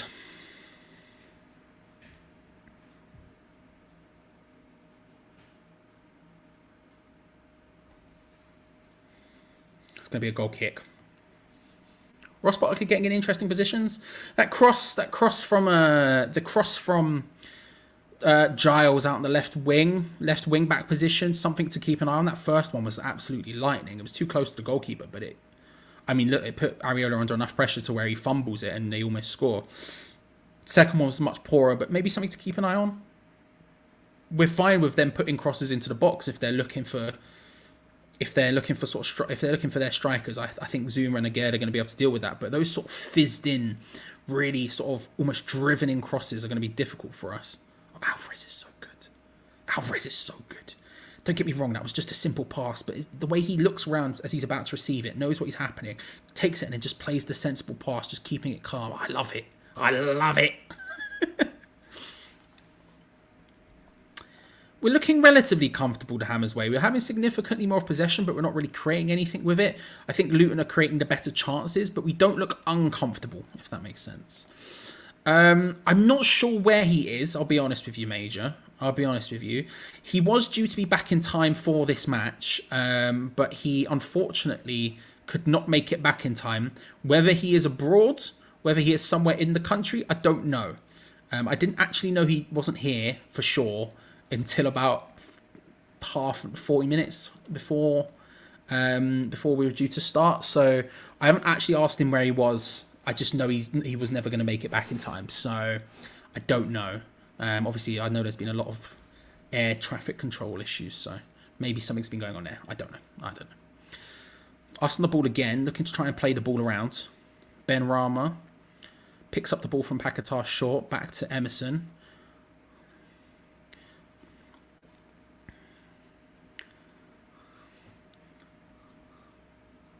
It's interesting, our right wing position just looking a little bit more comfortable on the ball as well when you have James Ward-Prowse as the sort of the right central midfielder in that role. Again, looking for that big spread across. That's going to be we take that free kick from the handball. Taking it quick and we go again.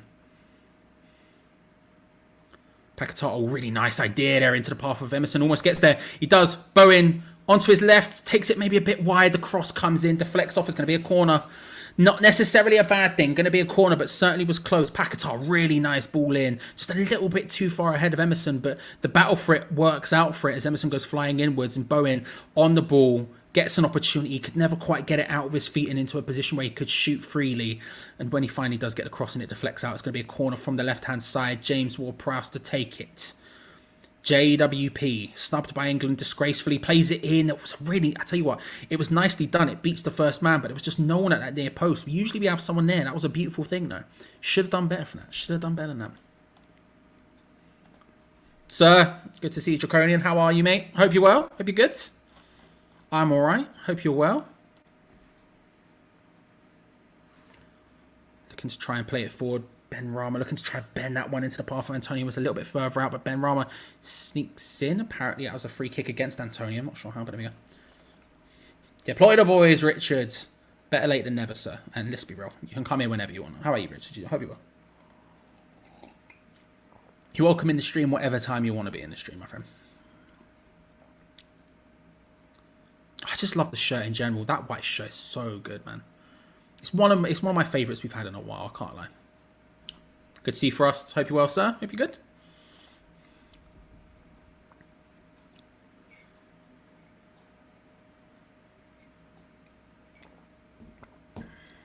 Big ball forward, was looking for Adebayo. Again, a little bit confused by it, but played quickly to Sufao, who loses out the ball to Chong. Just kind of running into a dead end there. Kind of forced somewhat into running into a dead end, but definitely running into one. Luton win the ball back and can come forward with it. Chong out wide to Morris. Keep him isolated in those areas. I'm fine with that. Out to Giles, who plays the ball in again towards Morris. Barkley was also there. Doesn't work out. Benrahma does well to win the ball back. A little flick there. Antonio tries to charge onto it. Can't make it. Big boot forward looking for Adebayo. Again, they're looking to just sort of push us forward here. This is what we want them to do. We want to draw them into these sort of positions. We were passing it around a lot there to try and... We were basically doing... It's a corner. Okay, somehow. All right, fair enough. Corner, it was we're sort of trying to do the Brighton thing in a lot of ways, right? The thing, or at least was certainly most notable from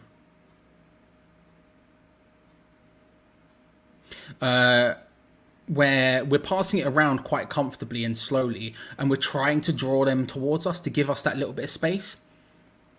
It's not really working right now, and Luton are happy. But what we need is when they are in attacking mode, which they are right now, that's when we need to be really effective in the counter-attack. We need to be using that opportunity way more because they're not going to come super frequently. Ball gets played in by Doherty. Looking for that back post, can't quite get there. Ross Barkley's there. I'll tell you what, that's beautifully done by Jarrod Bowen with the head. Lays it short to Saeed Benrahma, who's charging forward now. This is a really good opportunity for West Ham. They're swarming back fast here, and Benrahma does really well to keep the ball. He does absolutely beautifully to keep the ball, but just let it go a little bit quicker there, and we could have had a perfect counter-attack.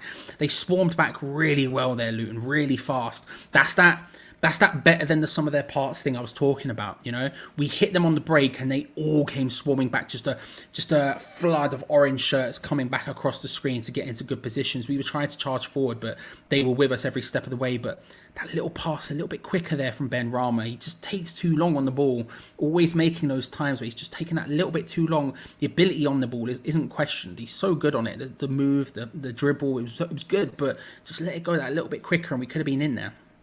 We could have been in there. And then once again, we're now in control of the ball. They're doing to us what we do to a lot of teams right now. They're happy to just sit there. They're comfortable to just sit there and wait for us to come on to them. Benrahma trying to cut inside. Loses out instantaneously. Cleared away. Although deflects off the ref, he's gonna give it back to Luton with a drop ball. We battled for it for no reason there, but there we go.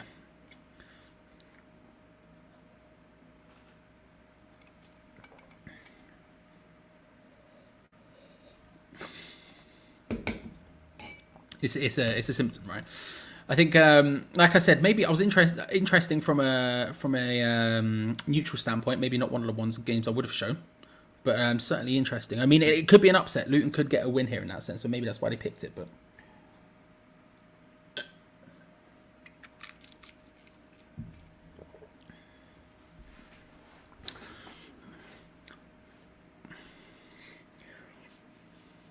Doherty, again, getting in behind Emerson. He's going to win another corner here.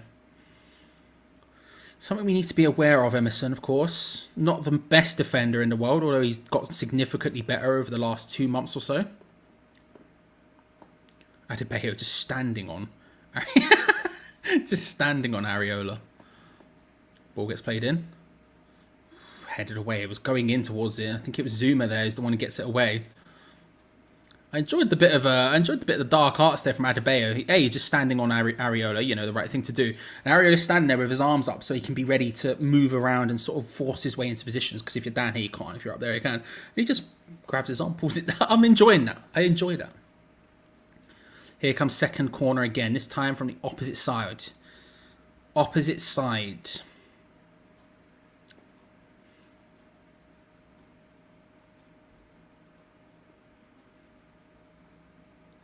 Whipped in. Oh, header wide from Luton, thankfully. Significantly wide from Anderson. Got a bit confused there, given Luton fans were chanting "Ain't nobody like someone makes me happy plays the Luton way." I was like, Lanzini's gone. Why are we chanting that? Apparently Luton do it as well. A little bit, I don't know. We're flattering to deceive a little bit so far. We're flattering to deceive a little bit. Paqueta does well there just to keep the ball. Oh, he's just unable to take the ball off him. And then the pass was such a nice idea. Couldn't quite get there, but again, just he's so good on the ball. Nice control from again. Back to Alvarez. Keep the ball. Flattering to deceive a little bit. Yeah, it does feel like a classic West Ham performance in that sense. It feels like a classic David Moyes West Ham performance against a team who are going to sit deep against us. We don't really have the answer. We've had so much of the possession. We've had 70% odd, yet we've only had one shot and they've had 4. Now, most of their shots have been wide. I don't know if they've had a single one on target. No, they haven't. But they've certainly created more than us. They're doing exactly what we do to other teams, and we've never dealt with that well. Flattering a little bit to deceive. This is a classic. This is what we did. This is West Ham of not last season, but the season before that, and the season before that, you know. We look brilliant when we're on the counter-attack, and then in other situations we just don't have it. We've got a better quality of player, but right now we're just not seemingly able to create those spaces. A little bit disappointing, but we work our way from here. We've got a strong bench as well of people who could come on and change this, if necessary. But we're not going to be able to drag them out of position. We need to be able to counter-attack way more effectively. But right now, we don't really have an answer for Luton sitting deep.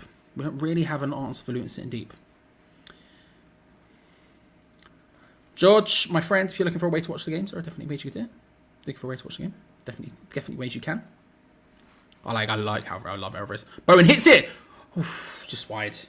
It comes to him quickly, ball over the top. He finds a little bit of space, and it's again with that long, searching diag, chested down from Bowen, and strikes it early from range on the turn, half volley. Very difficult to finish, but hoping to catch Kaminsky out. Almost manages to, just wide.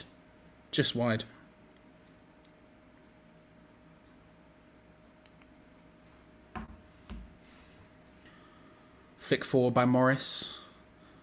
Good tackle there. Paqueta just getting in the way of Nakamba. Nice ball out to Jarrod Bowen. Antonio maybe getting a bit of space in there. Can't quite find it. Second attempt from Bowen this time to cross it.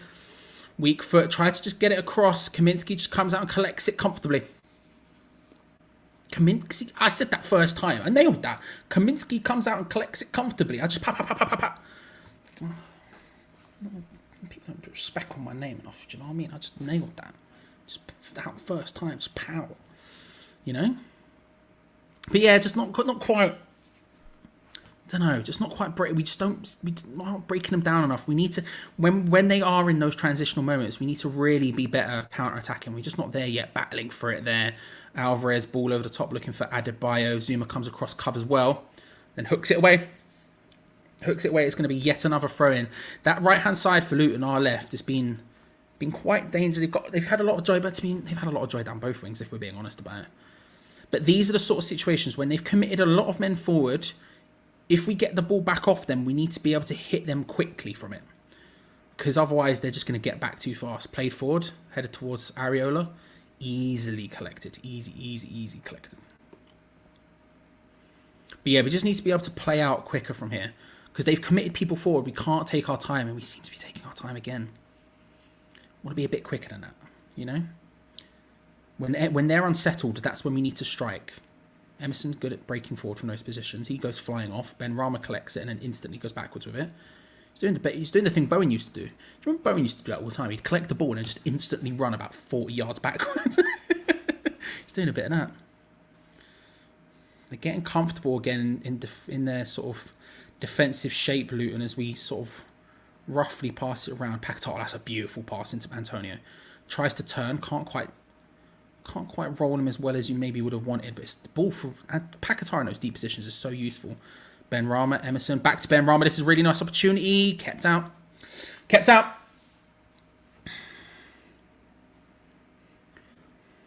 I love that from Ben Rama. Just he's taking up the old Bowen thing of collecting the ball and just sprinting back for ages with it.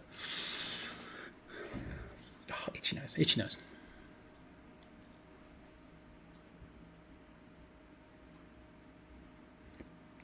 Ward-Prowse to take.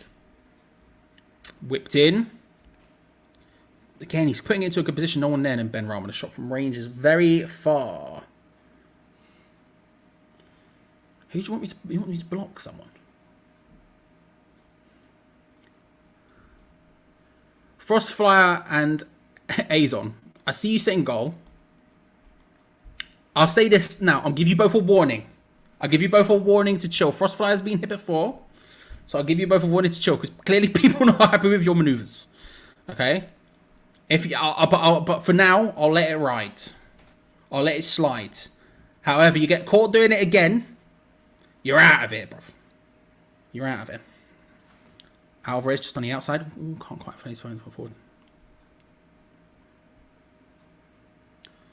Got a big bet on West Ham. What do you think? Can't see the match right now. I can't tell which way it's going to go right now, Scar. It's very... Yeah, I know, that's why I'm saying I'll give it the warning, as opposed to just straight ban Hammer out of the gate, you know what I mean? But yeah, a bit, I don't know. I can't tell which way it's going to go, yeah. Messy all day. Morris gets taken down by Paquetá. He's complaining for a free kick, but Chong's in there instead. Good tackle again from Paquetá. He's just good, man. Finds it to Ben Rama. This is, again, those sort of counter-attacking opportunities. Where's he going? He takes it past Chong well, to be fair. Gives Antonio a little bit of space down that left-hand side. Controls it. Rolls it forward with his left. Lays it short. And again, they're now back into that comfortable position.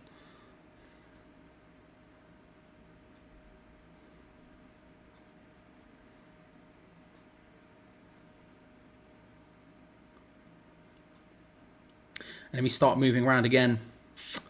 Don't know, it just...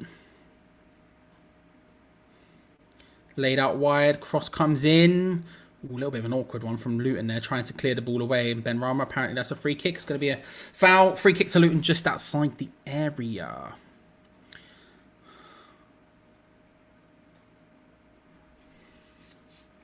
Ben Rama and Barkley just having a nice little calm chat amongst themselves.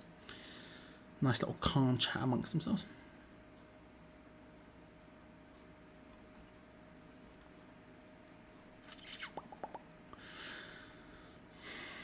I'm feeling a little bit like, I don't know. I certainly don't feel like this is a... I certainly don't think this is an unreal... Thank you very much, Draconian, by the way, for the $2. I've only just seen this. Thank you, sir. Very kind of you. I'm on work right now. This is my radio show. Wow. Listen, I'll try my best to provide the information you need. But yeah. Apparently Zoom is down while I was looking at that. Zoom has gone down. Luton chairman. Not happy with that. Clearly. Not happy with that at all. Adebayo just patted him on the bum there. You'll have to see it. I know what you mean, AS. I do know what you mean. It does have a sort of... I don't know. I don't know which... yeah, I know exactly what you mean. I'm not sure which way this one's going to go yet. It feels very...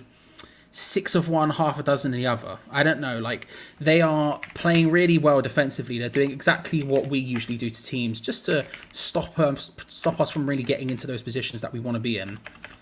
And we aren't really finding any really significant, strong ways of dealing with that. It's a bit of an issue to some extent, but I feel like we could potentially come away with it at some point. The thing is, we aren't... Oh, that's a good ball over to the top of the Bowen. Maybe look to try across the ball and getting a great opportunity. There's just no one there. Just couldn't keep up quickly enough, and there's an offside flag. I feel like the thing is I feel like this is working for them, but at the same time, I feel like we have levels to go up here. I feel like we have levels to go up. We're trying to do something that we're not usually used to doing. We're taking it slowly from the back, passing it around between our defenders. We're trying to draw them out, but they're just not being drawn, which is very similar to what we did against Brighton, for example. When they do that, just don't get drawn. Just don't lose your positions. And that's kind of the vibe of which is going on right now. It feels like... It certainly feels like a game that's sort of working for them, but that's okay. Like, we have levels to go up here. We are getting opportunities here and there. It's just a case of maybe a little bit of a misplaced pass here, a little bit of a wrong decision there. A lot of time coming from Benrahma, and it could change. But at this point, you'd have to say Luton are the better team, or Luton have definitely had the better of the game. But it doesn't feel like it's insurmountably so, and I don't feel like we're playing that poorly. Yeah, I agree. Like I said, I never thought it was going to be that difficult either. I got a little bit of stick for saying that in the preview yesterday, but I never felt like it was going to be super easy. We're just not creating the chances. 3 at the back is a system that's difficult to play against for us as well. Oh, Reese, my guy. Hope you're well, bro. How are you, Deckers? Hope you're good. So we're just not... I don't know. We're just not there yet. But I feel like Luton are there, but I just don't feel like we are, which is giving me some hope. I know that's kind of backwards, but I feel like we have levels to step up to here. And I don't necessarily feel like Luton do right now.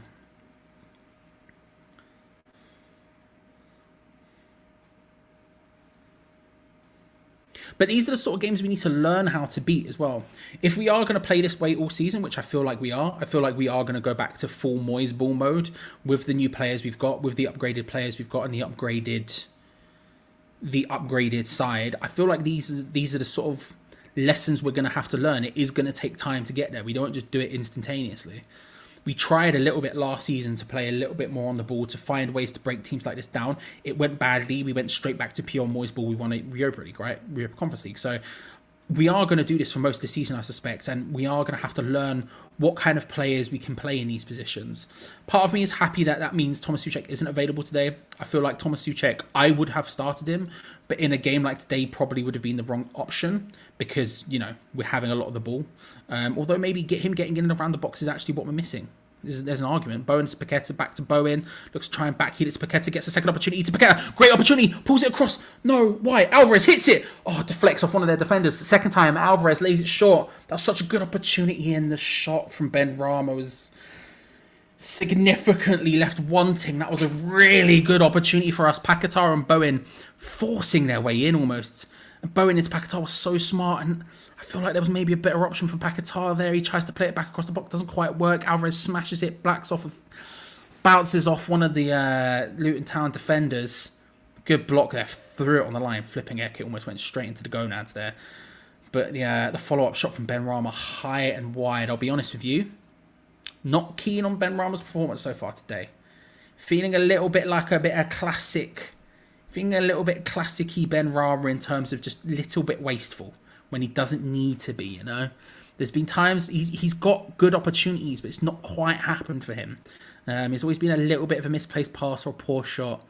It is what it is. He has the ability to break teams down, but it's just not what you want. Alvarez just charging his way forward here. 1-2ing with Ward-Prowse and then Bowen. Paqueta. Oh, that's a nice ball in. Bowen! Yes, 1-0. Jarrod Bowen with the header. There you go. There you go. Let's absolutely get in there. Jarrod Bowen with the goal. A header of all things. Paqueta with the ball across. That's that ability we're talking about. That's that thing where 2 seasons ago when we were trying to break down teams like this, we didn't have that ability. It's because we didn't have someone like Paqueta. Nice 1-2s there between Alvarez, initially James Ward-Prowse, and then Bowen. Just gets him into a more advanced position. Just gives Paqueta that little bit of space, and they just don't close him down for whatever reason. He has all the time and space to put it onto his left foot. Emerson goes to the run. They're a little bit hesitant to not allow the space for Emerson for the cross, and instead, from a little bit of a deeper position, Lucas Paqueta looks up, shapes up, crosses it into the path of Bowen, who almost, I don't even know if it's a header, it was more just bundles it over the line. Floated in beautifully. And he does get a header onto it. It's not the most powerful thing, and Kaminsky's going to be significantly disappointed with himself. But I'm not disappointed with him because it's West Ham United 1 and Luton Town 0. Big. And now it plays into our hands. Not to speak too soon about it, but now it plays into our hands. Now Luton Town have to show what they have. They have to come at us a little bit more. We've always been stronger. When we've been playing full force Moyes ball, we have been always better when we've gone ahead early. Or just go ahead in general. And now Luton have to step to us. They can't, like, taking a 1-0 loss away isn't the worst thing in the world, but it's not exactly, 1-0 loss at home. It's not the worst result in the world, let's be real, but it's not exactly the best by any stretch of the imagination. It doesn't help them. Morris looking for the ball across. Adebayo there shoots it high and wide. But these are the positions which are strong. These are the positions which are strong for us. They now have to step out. They now have to try and break us down and get a goal. And we can now afford to sit a little bit deeper. We can afford to not pass it around at the back because they're going to be on top of us, trying a little bit to come into their game a little bit. They'd be smart to carry on doing what they've been doing. They've created more opportunities. They've created more chances, even though they've had significantly less of possession. But at home, first game in the Premier League, first game at a new and improved Kenilworth Road, you feel like, or at least first Premier League game at a new and improved Kenilworth Road, you feel like that pressure might get to them and they might have to step forward. But Jarrod Bowen, love that. Bundles it in, continues his form of the season. Again, proving Gareth Southgate, what the heck are you doing, mate? What the heck are you doing? I mean, I'm fine with it. I'd rather our players get a rest, so I'm fine with it, especially with everything else. But yes, Dex, that's what I'm saying. Don't know. He's not having a great game either, if we're being honest. Not playing either. Yes. If we get that, I think it'd be comfortable. I said on the preview, I could see them scoring 1. I can't see them scoring 2. This is a good opportunity for them to get 1, but I tell you what, Emerson does well there. Just keeps his balance, stands himself up well, and just manages to get that ball away.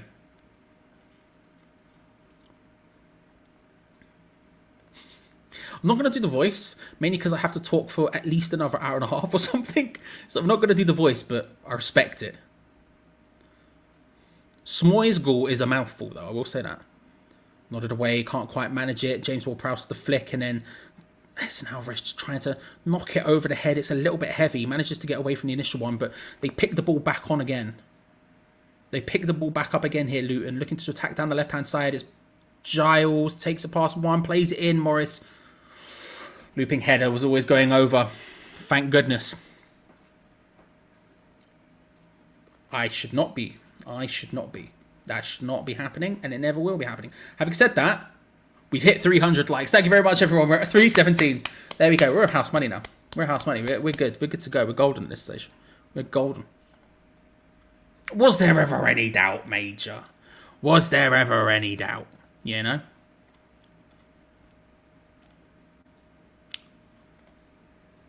It's a great question, Jeff. I don't know.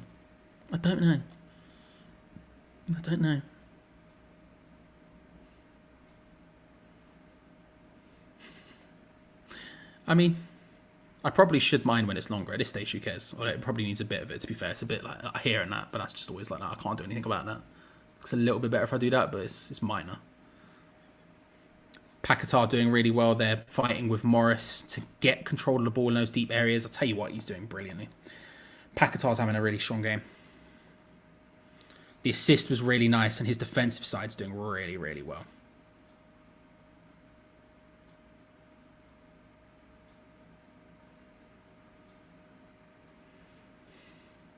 James Ward-Prowse, Ben Rama, and Alvarez he took it round 1 comfortably, but I tell you what, it was a bit awkward. That's going to be a throw into us on the deflected block. We'll take that. But Alvarez, they're just playing a little bit dangerous. A couple of moments there's been a bit of danger, but I tell you what, I'm loving Alvarez right now. I am loving a bit of Edson Alvarez. Give me more. I tell you what, maybe signing someone like Kudus, it puts a lot of pressure on him, but I'll be honest with you, that might give the likes of James Ward-Prowse time to sort of shine without the intense spotlight on him. And equally, it might give someone like Edson Alvarez an opportunity to really shine without the spotlight being super on him. Because we're going to be looking at every time Kudus is on the pitch, every time Kudus is on the ball, we're going to be looking at him to be the superstar from Ghana and all that sort of stuff. You know, really the guy who we look for, the future light of West Ham United and all that. Whereas Edson Alvarez, I really do believe he could be such a good signing. Playing the ball about well here. Chong gets into space, whips it across first time, and again deals with it relatively well. It's going to be a corner, but it's dangerous stuff from Luton. Best league start since... We started really well in the last season at Bolin. I remember at one point we were definitely in the top 4 at the beginning of that season. It was us. In fact, it might have been us versus Leicester at one point earlier on in the season. I don't remember how many games into it was, but I'm sure it was first versus second. I'm sure it was. Might be wrong about that. Here comes the corner from Luton. Try to whip it in. Oh, dangerous. Chong was getting in there. Morris was in there. Burke was in there. There was a bit of a scramble and almost Luton Town goal whipped in. Morris, I think, getting on there, and Chong, he's been covered by a Sufal, thankfully. He was never going to be able to create anything, but I tell you what, it was bloody close and scary. Maybe. Full, like, down to, like, here, like, one where you can really, like, you could stroke it, like, down here, maybe. It was kind of, I've got a video of it on my phone, so I could send it to my girlfriend. Might upload it on Twitter at some point or something, but Jericho comes out beforehand and does the Freddie Mercury at Wembley. Ayo, ayo, ayo, ayo. That whole bit, wild. I was like, of course Chris Jericho did this. Of course he did. But yeah. It's a banging song, to be fair. I've said this before. Didn't like it when it first came out, but now I respect it. Edson Alvarez on the ball. Controlling it comfortably. All it took was years of hearing it as his entrance to actually realise that I liked it. Antonio dropping deep wide on the right-hand side to try and make us work his way forward. Doesn't quite work out.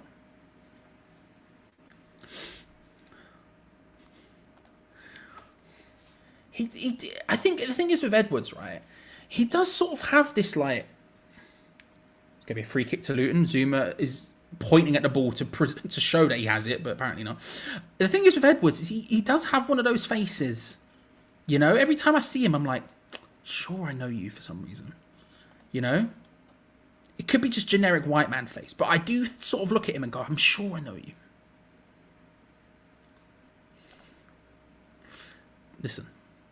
Listen, he's an Iron Maiden guy, right? He did that thing with Carlton Cole at the Carpenter's Arms.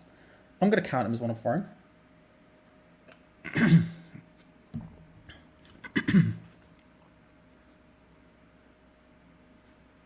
2 minutes of stoppage time. We've got a minute and a half left to go for first half.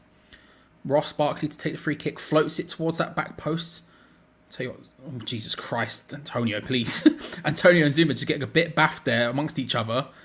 It's cleared away, but not very well. And Chong's on the ball just outside the area, lays it short, tried to play it back into Luton, can't quite manage it. Played it in again, cleared away once more from Kurt Zuma. With a minute to go, Luton on the ball on the halfway line. No one of West Ham colours even remotely close to them. Big ball over the top. Emerson does well to head of that one. And now Lucas Paquetá can come away with the ball. He's got Mikel Antonio ahead of him. Ben Rama steaming away on the left-hand side. Picks up the ball. Antonio just trying to create a bit of space in the centre. Step over this way and that from Ben Rama. Just... Reece Burke gets the better of him. It's going to be a corner. Just, again, that little bit quicker. Just that little bit faster, and then maybe we're in there. Reece Burke does really well up against him there, to be fair. Stands up, never goes down, just holds himself well, just keeps showing him down the line, waits, gets his foot in, stops it from happening, but could have been a better situation there, maybe. Ward-Prowse to take the corner, though, from the left-hand side. James Ward-Prowse. All the big men in there. Going to whip this one in. He's had good corners so far, although none of them have hit anything, but they've been good position. Again, it's good position, but we're just not battling for it. It's annoying because the corners are so good. Maybe a second opportunity for a cross there. Decides instead to lay it short to Ben Rama, who's chipped through ball like something to be desired, if we're being honest. And there's going to be the offside. Those corners are annoying. There's the halftime whistle. Corners frustrating so far. They've been They've been nice. They've been accurate. He's been pinging these balls into really good positions, but they're just not being battled for. You know, I feel like we should be rising to these balls a bit better, rising to the occasion, and really trying to stop something from happening. But instead of doing that, we're sort of, I don't know. It's just a little bit. I don't know. We're just not battling for it. But in general, I don't know. I'm a bit conflicted with that one. I can't lie. I think really, I'm watching Michael Richards do the Robobot. I feel I'm a little bit conflicted by that one. I feel like we're doing well. We're doing okay is maybe the way I should say it. I think we're doing well, but I think Luton are playing well. My one thing I said before the goal, and I sort of stick by it to this extent, is I felt like Luton didn't have many more levels to go up above this, but I felt like we did. It was just a case of trying to find a way to break them down. And the answer was Lucas Paquetá, as it usually is with West Ham, right? I felt like giving him that space, just getting him that opportunity to have space. And there was 2 Luton players on him. It was Barkley and someone else, and neither of them really charging down. You have Emerson on the overlap. They're a little bit concerned about that. They don't step to him. They let Lucas Paquetá have a little bit of space, and he has enough time to just pick it up, shift it onto his left foot, open himself up, shape his body, and put in an absolutely beautiful ball right into the path of Bowen, who can't quite get the power on it we maybe would want, but certainly gets the direction on it. And I'll be honest with you, Kaminsky's going to be very angry with himself. He literally fumbles it into his own net. But it's those sort of the situations when you're playing against a team who are playing the style that Luton are playing, which is something we usually do to other teams. It takes a little bit of that luck sometimes. And now we have that lead. That's a really, really beneficial thing for us, because it forces Luton to come out. It forces them to step to us, and they can't really afford to just sit there and chillax. They can't afford to sit there and take their time. You know, the most of that game, the goalkeeper's passing it to the centre backs, and we're playing it amongst ourselves. We're playing it out to the right hand side. Usually James Ward-Prowse is the one who's sort of dropping into that left sort of right back position, playing it around amongst him, then playing it all the way back across to the left to Emerson. We're just playing it around, shifting it around constantly, not taking too long, and just sort of trying, almost begging them to come on to us, almost begging them to have a go. I've said that out loud now. Just almost begging them to be the aggressors in that sense, and they just weren't really the ones to do it.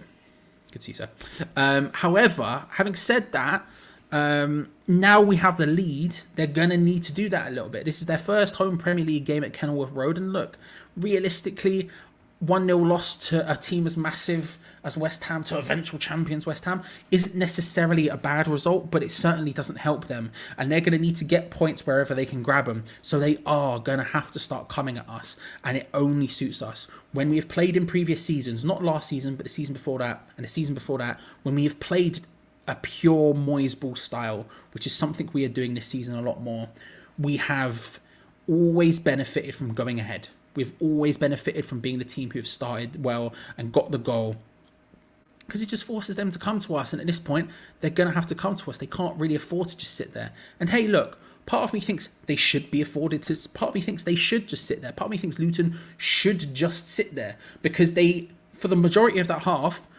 arguably were the better team. Definitely created more chances than us. Arguably created better chances than us.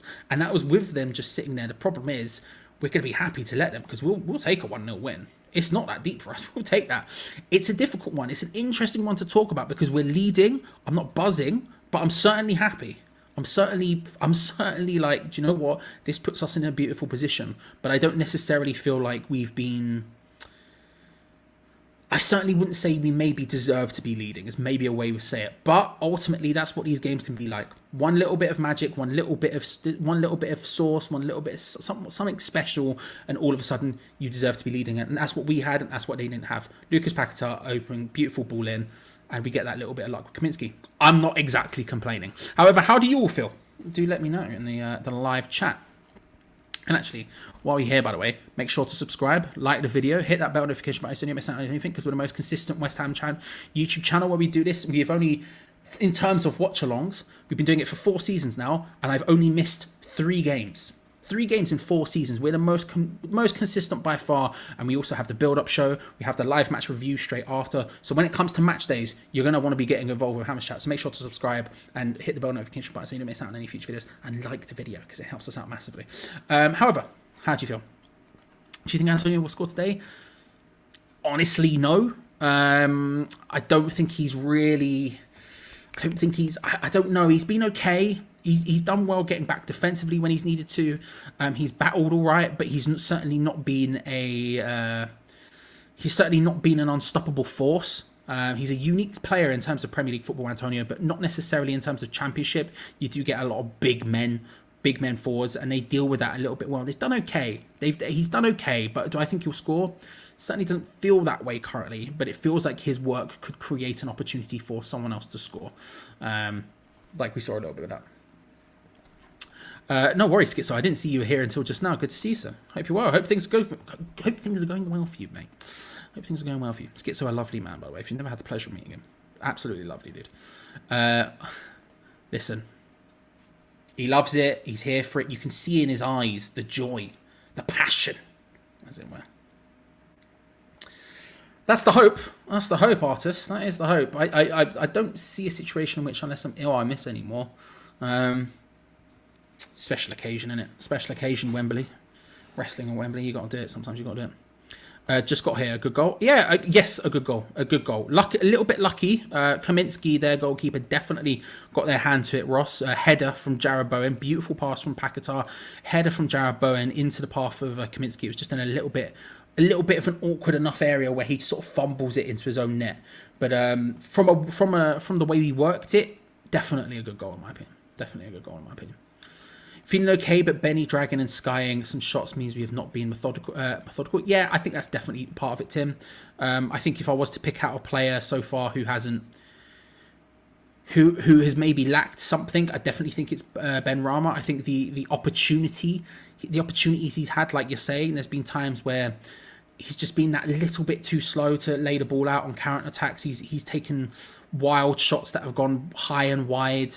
It's those little things where, if he does something slightly different, we're probably further ahead. He would be the player that I would pick, mainly just because he's had opportunities. Mainly because he's just had opportunities. Tie your hair into a bow? Maybe, Kev. I probably could. In fact, I definitely could. Maybe we'll see what happens. Disgraceful movements from Subway Major. I can't lie to you, mate. I love you, Alvarez. Yeah, Alvarez is looking just so good. Stevie B there saying, even commentary team saying Alvarez our best player so far. I thought he's been brilliant. I'm really, really excited. One or two opportunities where he's taken a little bit of a heavy touch, trying to avoid the press and trying to do something a little bit too much. But to be honest with you, I'm sort of okay with that so far. I think he's been brilliant. I really do. I love it. I love it so much. I was saying during the stream where I feel like there was the talk earlier in the summer was always about replacing Rice and all that stuff. But actually, when now we've signed Kudus, I think that almost is a benefit to James Ward-Prowse, but also specifically to Alvarez, in which we're not going to be staring at Alvarez and really analysing his performance too much, because we're going to be looking at Kudus and hoping he can come on and create something and be brilliant. And so far, Alvarez just looks so comfortable, so good, and I'm not scared what that means for him. I'm not scared he's going to get too stressed. I'm super hyped about him. I love the way he plays. There was a moment there where he just came deep, collected the ball, checks his shoulder, he knows people are coming, just turns and plays a beautiful pass out to Soufal on the right. And it's just that little bit of something that we just didn't have before. I'm really, really happy with him. I think he's such a good player. And listen, if that shot went in, the one that ended up being blocked by one of their defenders, I'm not sure which one, I think it was Doherty. Oh, would have been a screamer. Would have been a screamer. Had to go through about 8 men, but I tell you what, he hit it hard enough to probably power its way through 8 men. Like in the Mario football game when the goalkeeper saves it and they still go flying back, a bit like that. There you go. Alvarez started the goal by deciding to go forward and played a couple of nice 1-2s. Yeah, it's a great point, Wayne. Completely missed that part of it. He collects the ball, 1-2, James Ward-Prowse on the right, gets a bit further forward, 1-2 with Bowen to get a bit further forward again. And it's just that presence of having him moving forward into those areas, just dragging people out of position, which lets Paquetá to have a bit more space. Emerson on the overlap, lets Paquetá have a bit more space because the defenders are too scared to go touch tight to him because there's just so many people in there. That touch class like a Gerd. Yeah, exactly, Bill. 100%. I think he's just looking so good. Alvarez and Paquetá are top quality. Bowen too, of course. Bowen a little bit lucky with that goal, but listen, he got into the right position. He gets his header onto it. What more can you ask? Ends up in the back of the net. You love to see it. You love to see it. Hello, everyone. A bit scrappy in front of where is it? In front of the box, but playing well and playing well. Not too happy with Benny once he could is coming on. Yeah, I do as well, but I don't know if left wing is the position for him. But I think Ben Rama, like I said, is maybe the player I'd pick up. But I think, like you say, a scrappy performance and a great position for us to be in the way forward. Ease Kudus slowly. He only scored a hat-trick in his last game. Yeah, although to be fair, that was like a qualifier for European competition, so it's not like the biggest. It's not like he did it against Real Madrid or something. You know what I mean? But I do think having someone as good as Paquetá, having players as good as Bowen who play in the two positions that he would necessarily play, having a player as important as Mikel Antonio in a position he has played, can only be beneficial to him. It means we can allow him time to grow into those roles, as opposed to throwing him in and going, Kudos, do magic now, and putting him under all of the pressure for the entire team. Having a situation where, you know, we're 1-0 in the lead and we're doing well and we have lots of great players around him means we can, you know, have the luxury of bringing him on off the bench in a game like this and go have some fun now. You know, we're in the lead. See what you can do. Just make sure that he's got the defensive side of his game and he's good to go. I'm loving the situation. I'm so happy. I was excited when it was the idea was Kudus coming in and Paquetá was leaving. I was excited because I was like, Kudus in a number 10 for us could be revolutionary with David Moyes. I'm even happier now. Not just because we have two good players instead of one, but because it allows Kudus that time to really find his form in the Premier League, really settle in a big way. Not in the way David Moyes says he wants players to learn and grow before he starts playing in the Premier League. I'm talking just in general, the way you see other players coming from abroad need time to settle and stuff. It gives him that without having to put him under stupid amounts of pressure. I'm really happy with that. Kudus for Ben Rama, 70 minutes I'm fine with. Hooking Benny off at halftime is unnecessary. Yeah, I don't think I would take Benny off yet either. As much as he's the person I've picked out, I certainly don't think I would take him off yet. And listen, necessarily, if Kudus coming on means Ben Rama has to come off, if that's the only place we can really do it for, that's fine, just to get him some time. It does concern me if he doesn't have the defensive... If Kudus doesn't come on and instantly sort of do the defensive work that we would want him to, it would be a little bit concerning to me, just really isolating Emerson, because we have seen Luton get in and around our fullbacks. We have seen their wing-backs getting very high, getting on top of us, getting into good positions to put crosses in. We've seen quite a lot of crosses.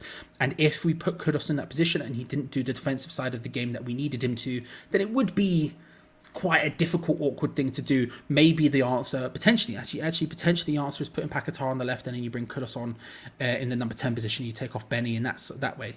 So you take off Benny, Paquetá goes out on the left and Kudus comes in the middle. Maybe that's the answer in that sense, because I feel like Paquetá is going to do that defensive work. We saw him in this game so far battling non-stop in those deeper areas, and he's been brilliant at doing it as well. Maybe that's the answer. I'm not sure, but maybe that's the answer.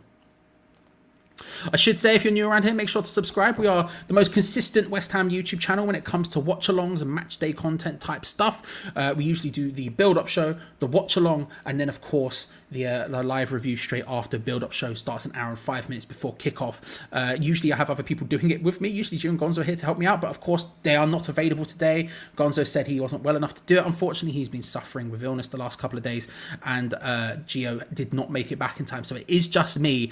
So like the video if you haven't already, because it helps us out massively, and secretly it makes me look really good.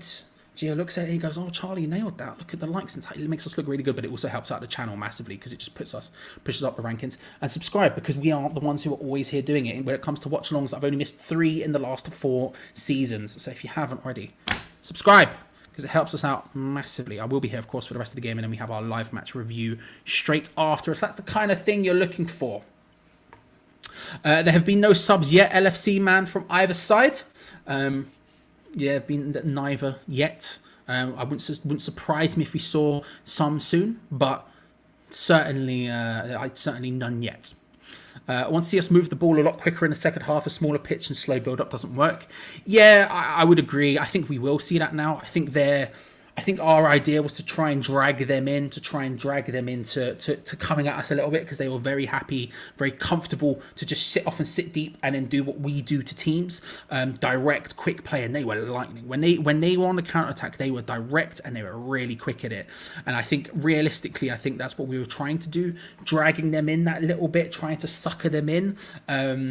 I feel like now we're going to be able to sit that little bit deeper, given the fact we've got the goal go ahead. I think we will see us play a little bit quicker. But listen, Maybe we take our time. Maybe we take our time with it. We'll see what happens. I'm just trying to look, as the two teams are walking out, or at least they're in the tunnel and sort of coming out now. I'm just trying to see if there are any subs. I can't see any as of yet. I would respect it. I would respect it, you know. Probably very nice. He sent me some pictures while he was away, and I tell you what, very idyllic locations. Scenic vibes were immense. Probably a lot better than where he lives or where I live, for that matter. So it wouldn't surprise me. Wouldn't surprise me if he's going to roll the window down and have a little Sky Sports conversation at some point. But yeah. It's going to be tight, not a walk in the park. Certainly so. I agree, Tony. I definitely agree with that one. Second half is about to kick off, ladies and gentlemen. So if you are only here for half time, thank you very much for coming. Massively appreciate it. Enjoy the second half. Remember, we will be live at full time with a full match review, so make sure to check back after that. However, the second half is about to get underway, ladies and gentlemen. West Ham United 1, Luton Town 0 is the score. And Lucas Paquetá is the one who's going to take kickoff. I think that's Lucas Paquetá anyway. There we go. We are back underway. Come on, you irons. Deploy the boys. It's time to run two things indeed. Second half underway. Big boot from Luton Town. Quickly trying to clear that one after our ball over the top doesn't quite work out.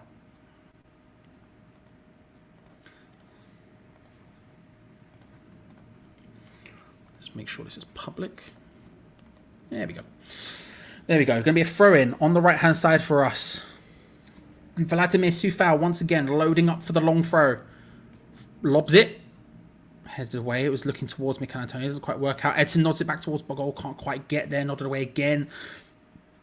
Luton, all orange shirts back. Yeah, Antonio was offside there. He doesn't get involved in play, but he was enough involved in play to get the flag raised.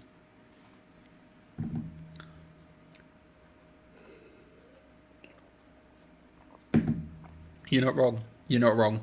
It is incredible. It is incredible. I was watching the Tifo video. It's a free kick's going to be taken by the goalkeeper to Luton. I was watching the Tifo video they did on Luton a couple of months back. I was rewatching it before the preview just to sort of swat up and get as much sort of information in my head as possible about Luton before I did the preview this week. And I think their chairman was talking about Kenilworth Road, and I believe his exact words were, "It's not a soulless bowl." And I was like, oh, I wonder which stadium he's talking about. But, you know, we won a European trophy, so, you know, we move. Not really a supportive statement on the stadium as such there, but, you know, it's facts of life, isn't it? Facts of life. Very true. Hector, honestly, Alvarez, absolute baller. Absolute baller right now. Jimmy, good to see you, sir. Hope you're well. How are we doing? We're doing okay. I would have said Luton were probably the better team in the first half. We lacked a little bit of being able to break them down. They were playing a lot like we do usually. They were comfortable to sit deep, compact themselves, and let us sort of try and play the ball around. We were playing very slowly. We actually had more possession for the vast majority. At one point, we had like 72% possession. We were just trying to play the ball around, trying to sucker them out of their happily sitting deep. But which didn't really work, but the goal ends up being really good. A mistake from their goalkeeper a little bit. Paquetá goes down screaming now. I didn't think it was that bad, and I suspect he'll be okay. He went down very theatrically, though. But hey, listen, we're winning, and we're in a really good position to win now, Jimmy. Hope work went all right for you. Hope you enjoy the rest of the game, though.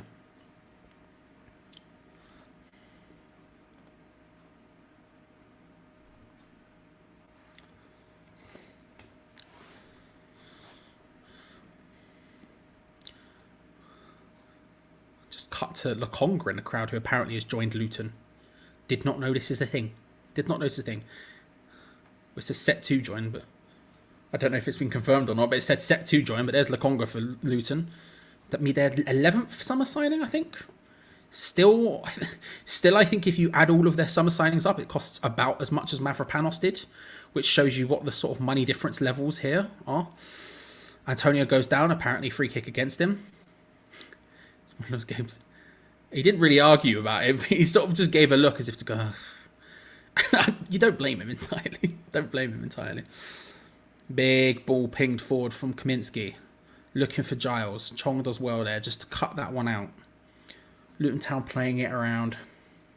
I saw some people, by the way, mentioning my bladder during half time. We will see. At some point, I may have to leave you for 20 seconds to run to the toilet. Because it's getting tight. Although if I can somehow hold on for 45 minutes, I can have a pee before you know, the review. But my God. Antonio does well there. Battles for it. Lays it short to Jarrod Bowen, who first touch was a bit heavy, but under a lot of pressure, you can respect it. And Antonio does well just to collect the ball off Chong. Ward-Prowse, Sofal, Antonio just playing it around in a little triangle amongst themselves on the right-hand side. Antonio takes it, ball takes it strong. Pass one. Oh, nice pass from Paqueta into the path of Bowen, who turns around. That's going to be a corner. Nicely done there. Very nicely done. I'm all right, man. I'm all right, Jimmy. Bit tired. Obviously got a lot to do today, given the other two aren't available. So I've got a lot going on. But apart from that, I'm good. I hope you're well, bro. Hope you're well. It's not necessarily a bad idea, Tom. I don't know how you'd play in that position, but it's not necessarily a bad idea. James Ward-Prowse to take the corner. Whips it in, this time from right. Outswinger. Can't quite get that head on it. Played away. All his corners have been good today. It's been about the other side, the attacking part of it. It's just not quite happened, which is a shame. But I have faith we'll get there. Paqueta, we're on the ball here still. We've still got most men forward. I can see Zuma just wandering back there. Benrahma pings it in. Antonio with a control in the 6-yard box. Hits it! Oh, yes! Luke Emerson with the goal. I thought it was Paqueta for a second. Emerson finishes it. 2-0 West Ham. Oh, the offside flag. I assume it will go to VAR and we'll see. But the offside flag is raised. I don't want to look at chat because you'll obviously be ahead of me. Let's have a look. Ball gets played in. Antonio is just standing offside. I mean, if is that ball towards Antonio? Yeah, he's offside. That'll get counted as offside. But when the ball got played in from Benrahma into the path of Antonio, he was just standing in an offside position. His arm and his leg are just there. It's gonna get counted out as offside. It's a shame. It's a shame because Emerson just ended up finishing that with aplomb. You love to see it, but that won't count. No goal. That'll be offside. Yeah, VAR check complete. No goal is what it is. Thank you, Jimmy. Very kind of you to say. Very kind of you to say.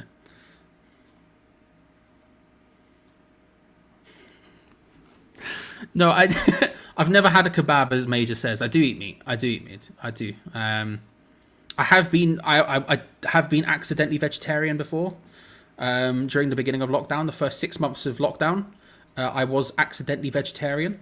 Didn't mean to be. It just was by situation. But no, I do eat meat. It's just I've never had a kebab, and at some point I will, Major. At some point I will. Alvarez is down a little bit concerningly. There was a big clattering between him and the Luton Town player. The flick from Bowen was nice. Alvarez maybe a little bit of a heavy touch, and then him and I think it's Macamba. I think. Yeah, just a collision of shins. A painful one. Don't think it will be a one that will stop either of them from playing, but one of those ones where, those ones where you just... One of those ones, I think. Yeah, he could be. Certainly. I don't think... I suspect it's done at this point, but he could be. There's certainly a chance of it.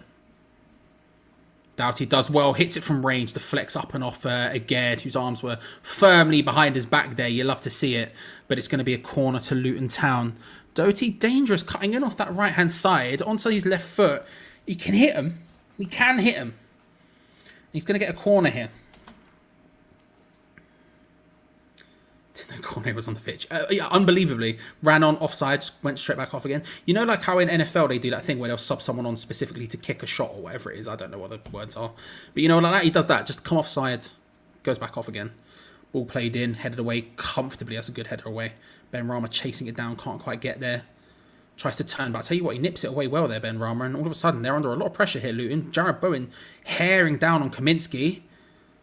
He did well to just curve his run there, blocking off the easy pass, booted big forward, and then Agard can just chest it down and we can come forward. That's really nicely done from us. Emerson, the ball was left wanting there from Emerson, I can't lie. Could have several options. He went for the spectacular, and if it worked, it worked, but it did not. And Luton Town are going to have a throw-in down the right-hand side.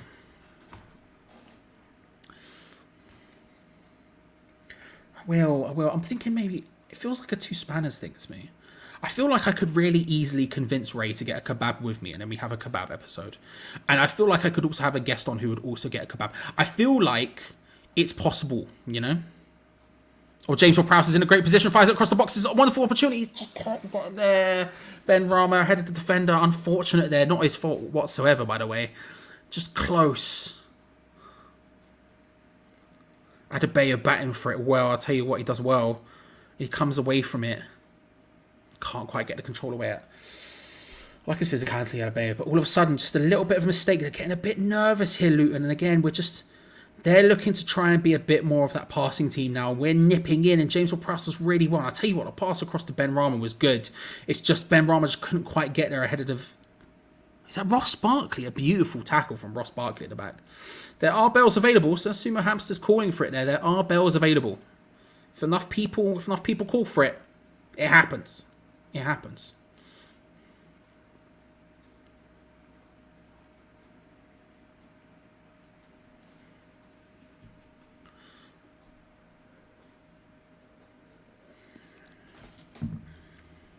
I'd love to see it. When it happens, I'm going to be very excited. When it happens, I'm going to be very, very excited.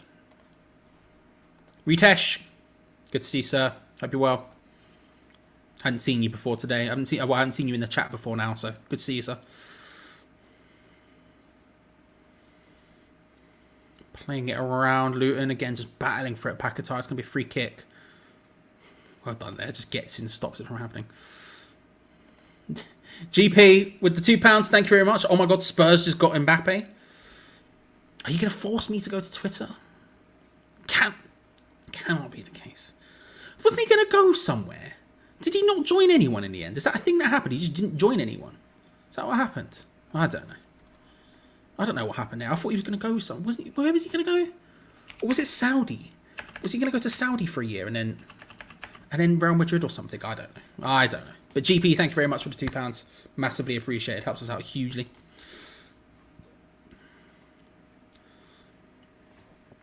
Pardon me, my stomach's kicking off. Giles on the ball. You can try and cross it in. I'll tell you what, his crosses have been pretty good today. But Jarrod Bowen easily up to the easily up to stopping him.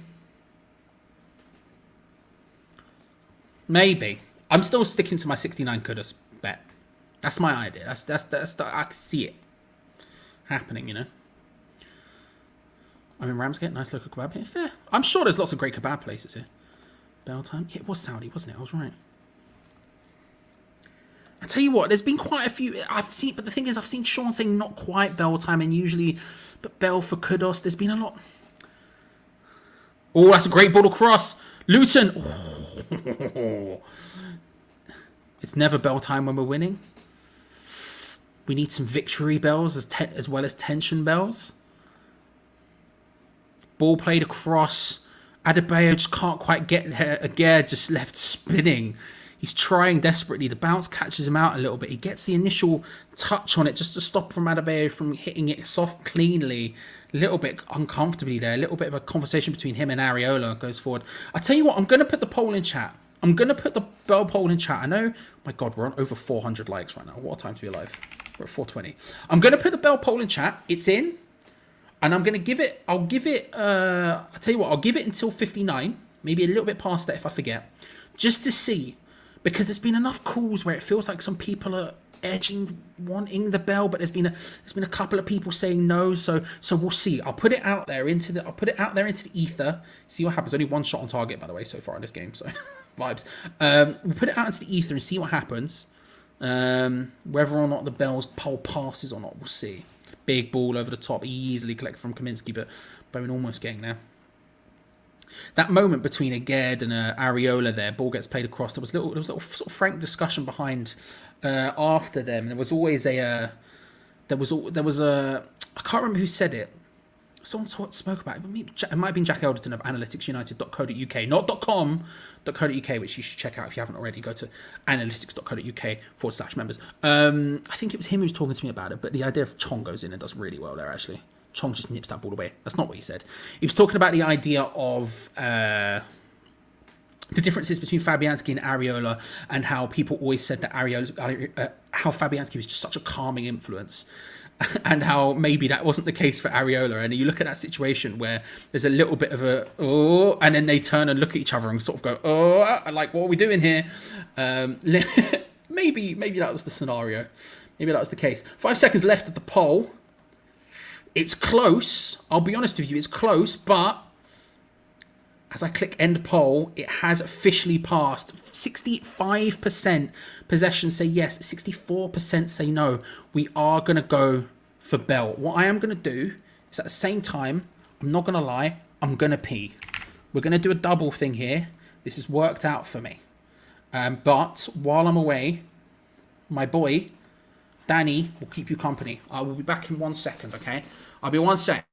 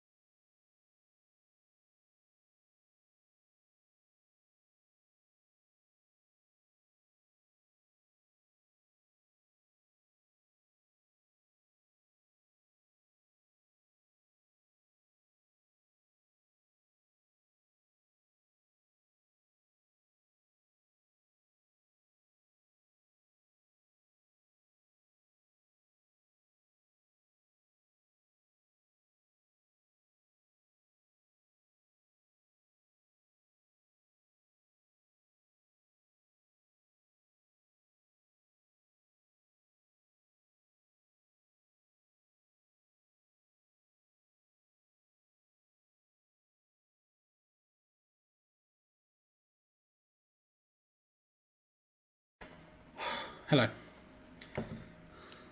I was terrified there. I was going to come back and see Luton had scored. But, you know, we're fine. We're fine. We're fine, he said to himself more than anything else. Have there been any subs? If there have, let me know.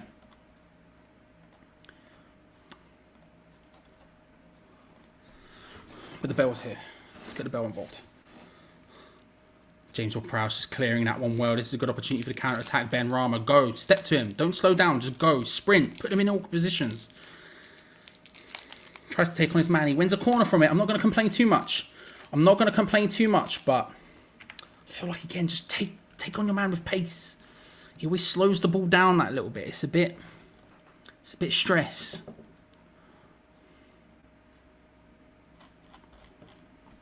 But we will get a corner. James Ward-Prowse to take it from our left-hand side. Whipped in swinging. Again, not into a bad position, but just no one there at all. Hope you washed your hands. I did. You can probably see a little bit. Some of my bits are still a bit. Some of my hair's still a little bit wet. That's a weird camera angle, isn't it? Some of my things are a bit wet. Oh, good ball across to Ben Rama, who hits it straight into the hands of the goalkeeper. Here we go.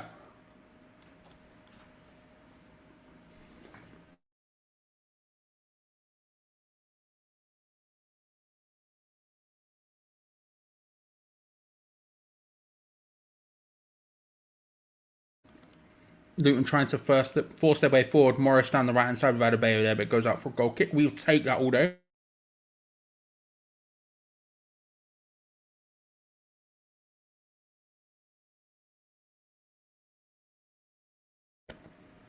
There we go. It's in. Bit of a controversial bell to some extent there. Some people saying it wasn't time. The democracy said it was. Hopefully we see it work its wonders. Settle the nerves maybe a little bit.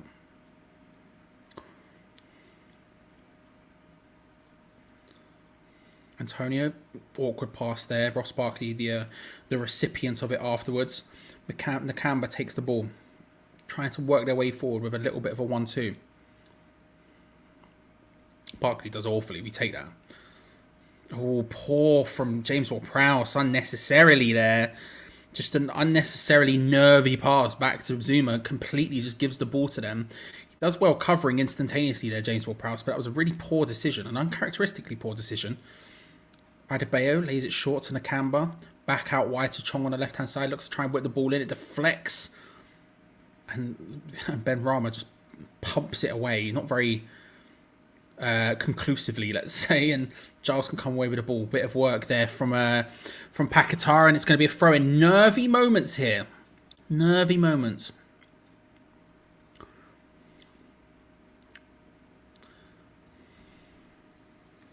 I think we needed the bell to try and get a second one. Controversy bell. Yeah, we'll see. We'll see how it works out. We'll see how it works out. Antonio loses out. It's going to be a throw in to Luton Town down this left-hand side, and a really strong position for them. Far forward. Oh, be still my beating heart. Pablo Fornals is coming onto the pitch. God, we'll see who for. See what that means, but Pablo Fornals is making his way onto the pitch. He's stripped, he's ready. He's receiving instructions from Kevin Nolan on the iPad. Not something we usually do. Usually we go paper, but we've moved up, but we've been up a scene. The 105 million from Rice has upgraded us from clipboard and pad to iPad. Luton passing it around here again. We sort of want to be. We sort of just letting us comfortably sort of sit. We're threatening to sort of get involved with them, but not too much. Be interested to see who Pablo Fornals comes on for and what kind of change it could be. The obvious answer is Ben Rama. James Ward-Prowse, that was a little bit better that time. Under a little bit of pressure there, just a nice solid pass forward. And Paquetá, nice little turn pass there. Beautiful stuff. But I could see a slightly different situation as well, but you imagine it's going to be Ben Rama pinged from Aged, looking for those long crossfield diags for Paquetá, just way too far ahead of him, doesn't quite work out. Yeah. If we don't step up, I fear us slipping. Maybe. Don't know. Luton are going to make a double sub here. We're going to make a double sub. Or are we going to get... Is the throw-in going to happen first? Well, Luton take the throw in first. We instantly get the block. Jared Bowen trying to ping it back forward. Luton come away with the ball. Oh, that's a good ball over the top looking for Morris. But again, not comfortably, but gets it away. That's what we were talking about previous to the match with the difference between him and Ogbonna. That's the kind of thing where Aged makes it a lot more comfortable than it would be if it was Ogbonna in those situations. I'm in Las Vegas, nowhere showing the game. First of all, enjoy Vegas. Second of all, unlucky. Third of all, how are we playing? Okay is how I would describe it. Okay. Anyone else have any deeper words? I would say to codename Mossy. Let him know. I would say all right, though. All right. Looking for Emerson down the left-hand side. Ben Rama. Do literally something, please. The idea to Emerson wasn't bad. Oh, I tell you what, Luton come away with it brilliantly, though. I thought it was going to end up to a corner. It doesn't, but Luton come away with the ball really comfortably there. Flicks it forward. Can't quite make it work, and now Luton trying to get a bit of passing forward as they stream forward. They get people into decent enough positions. But again, we're just not... This isn't... Oh, Giles does so well there. Giles does beautifully. Nutmegs Paquetá on the way through. Fair play. Giles does beautifully. Ball gets played to him under pressure from Paquetá, and he just flicks it for his legs. I'll tell you what, Antonio doing really well. Good work. Mikel Antonio finds Jared Bowen, clips back across almost to Mikel Antonio. Can't quite be found. We are not committing the numbers forward we once were.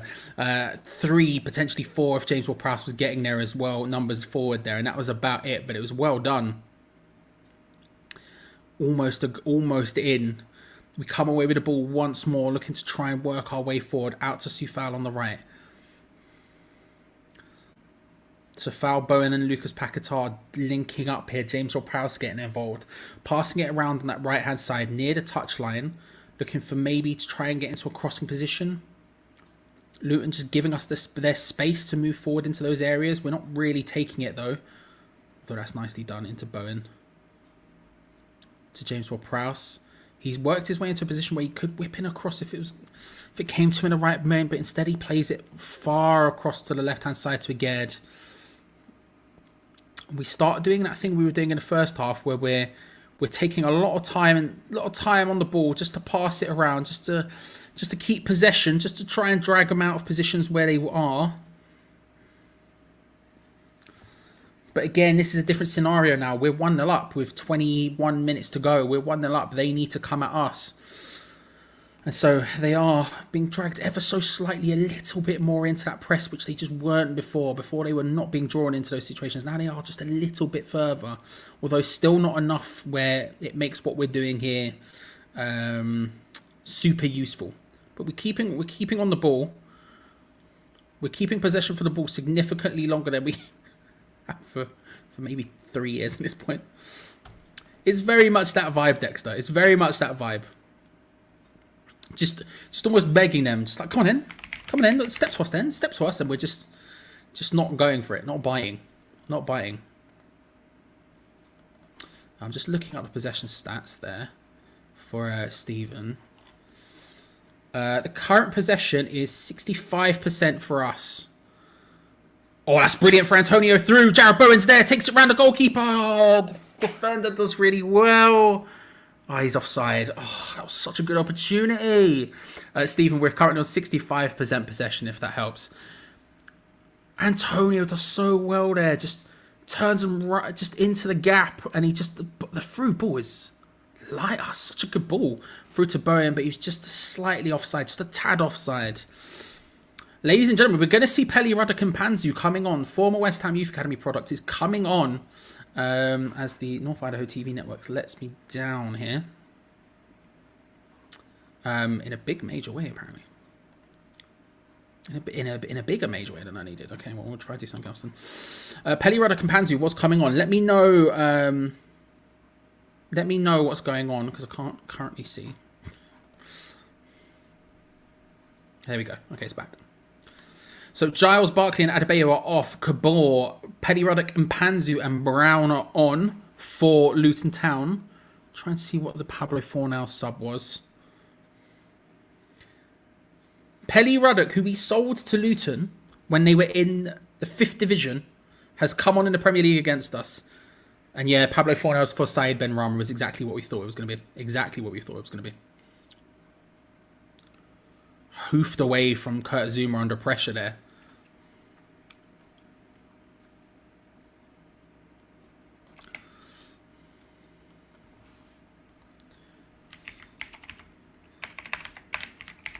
Corner for Luton Town.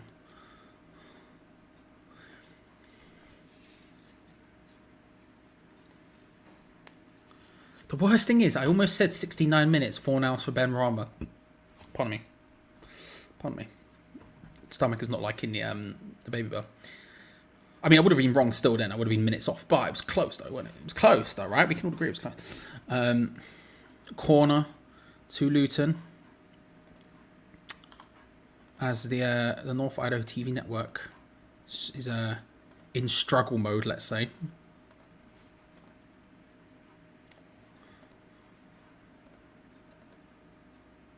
Keep hearing about Jacob Brown non-stop. Not something I need in my life.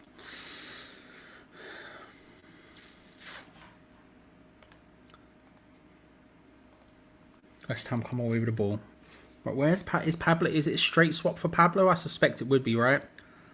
The option could be, I guess, you move Pablo Fornals into the 10 and you move Paquetá out to the left-hand side, but my gut says it would be straight into that. And to a certain extent, I'm not against that. Pablo Fornals with the quick passing, that's one of his things he's really good at.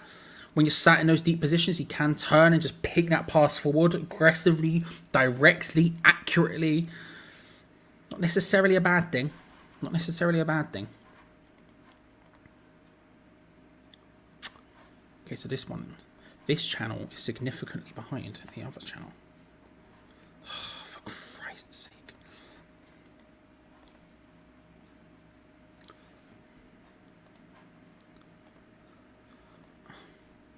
Struggling here.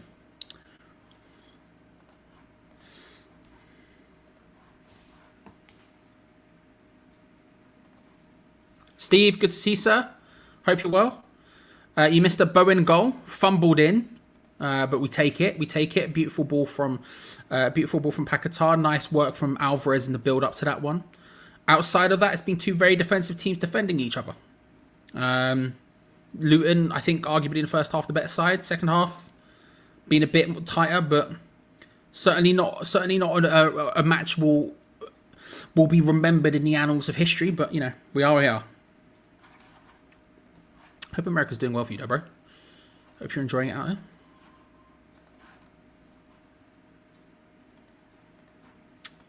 Why? Why is it doing it now? It's been fine. The entire game, the North Idaho TV network has been fine. Now, stress.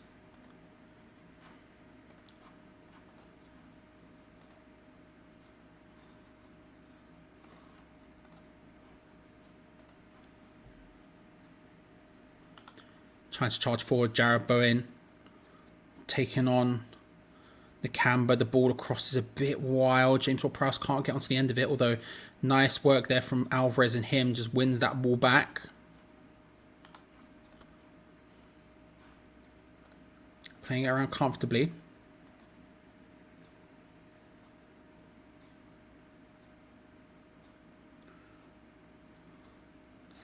Soufal continues to be on the ball. West Ham passing it around. Again, we're back to that early game stage of just chilling, passing it around quite slowly with no real aim. The little flick around there just doesn't quite work. Just half in an effort to waste time, half in an effort to waste time, half to just try and drag them out of position because they are still sitting relatively deep. Not quite our strength, but we're doing okay. Not quite our strength, but we're doing okay.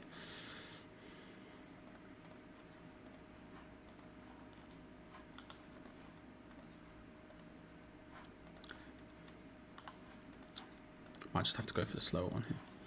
Don't want to, but I might just have to at this point. If it's more consistent. Big ping over the top, looking for Mikel Antonio on the run. Cleared away. It's going to be thrown to us in a deep position. Yeah, we're gonna take this one. And just hope it's a little bit more consistent.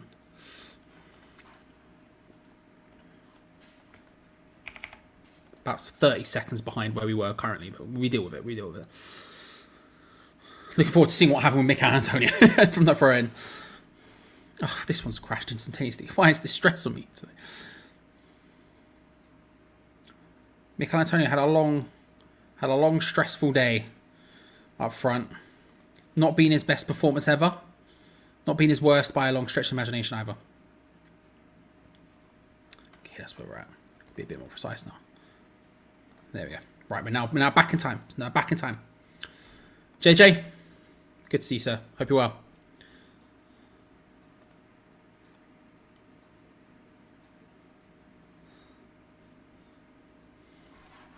It looks like Doherty's going to be going off for Luton. He's still down injured. They've got a player stripping off to come on.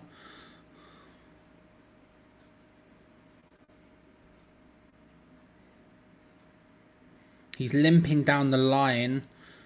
He's gonna try and make his way back onto the pitch. It looks like they're gonna make a sub as well. They are. Rob Edwards is trying to make it happen quicker here, but I don't know which player it is who's coming on, but Doherty does look like he's coming off. He look like he's trying to come back on at one point, but it's not happening. So instead, we're going to see... is it Ogby? I think it is.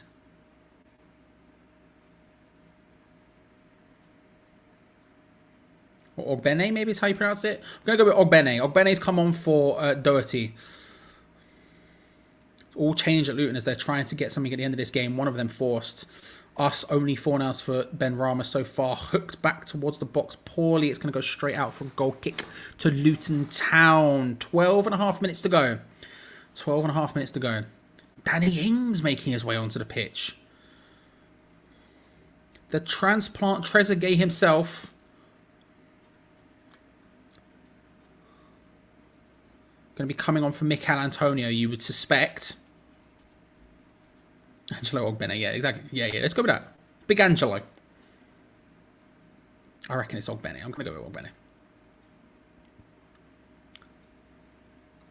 The thing is, Tom, is I like him. I think he's a good player. That video was unreal.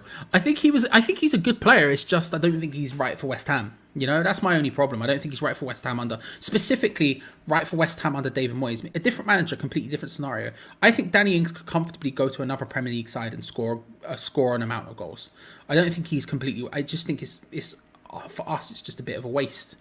And I'm surprised that David Moyes keeps going back to it. I'll be honest with you. I would have thought he wouldn't have the patience for that sort of stuff, but he's going back to it again. Alvarez just checking on Zuma there, who was down for a while. He gets up holding his butt. Hopefully he's okay. We do have Ogbonna and Ogbonna and Tito Kera on the bench. So there are options if we need to sub him. Well, he does seem to be back up, although he's hobbling a little bit. Just a little hobble. Not a big hobble, just a little hobble. And there is the sub. It is going to be...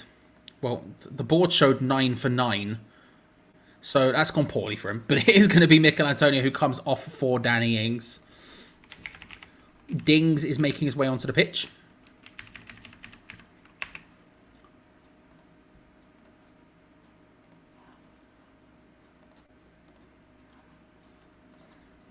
Gets a bit further forward.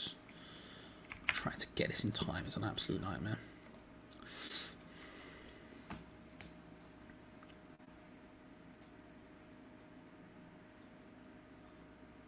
Nodded forward from Zuma there with a boot forward. Jared Bowen hooks it forward.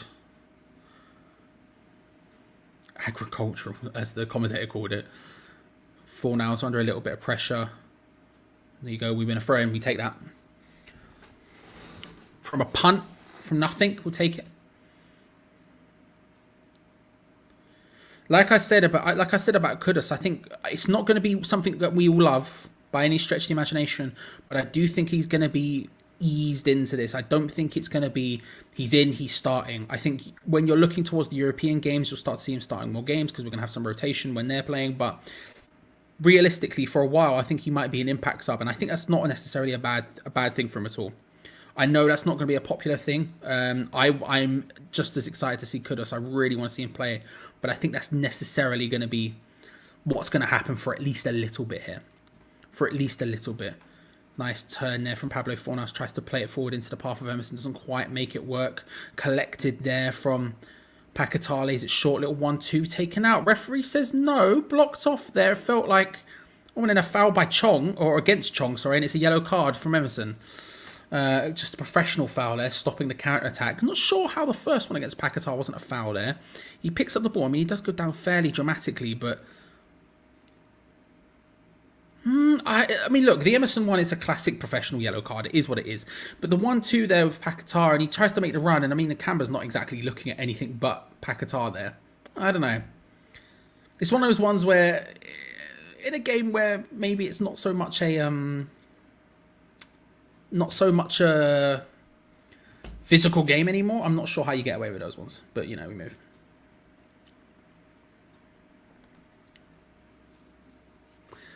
He is Simon. Yeah, Mavropanos is always a good opportunity. Danny Ings can't quite get there. There's going to be a free kick against us again. Yeah, sure, whatever.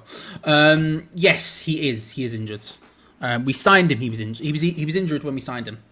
Not a big injury, not a major one, just a back thing that he was getting over. He just wasn't quite over it yet, so he's not in the squad today.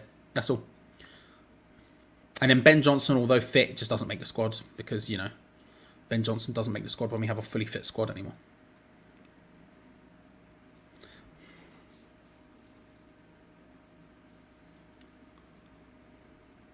I think with the... So, for example, so Ings is better than Kudus, same ways. We also have to remember Kudus is not a striker. There is also that. Like, again, I'm surprised as everyone else is in terms of how long he's stuck with Ings. I think the bigger question is Ings instead of Mubama. That's the one I don't understand. Oh, great opportunity for Luton, and thankfully they pile drive it over Morris. He's begging for a corner, but it's not going to happen. Just pinged significantly over there, thank Christ. I think realistically, it's the... I think realistically, Mubama is the person you would bring on for Antonio because you can maintain what you're doing. Danny Ings is so completely different to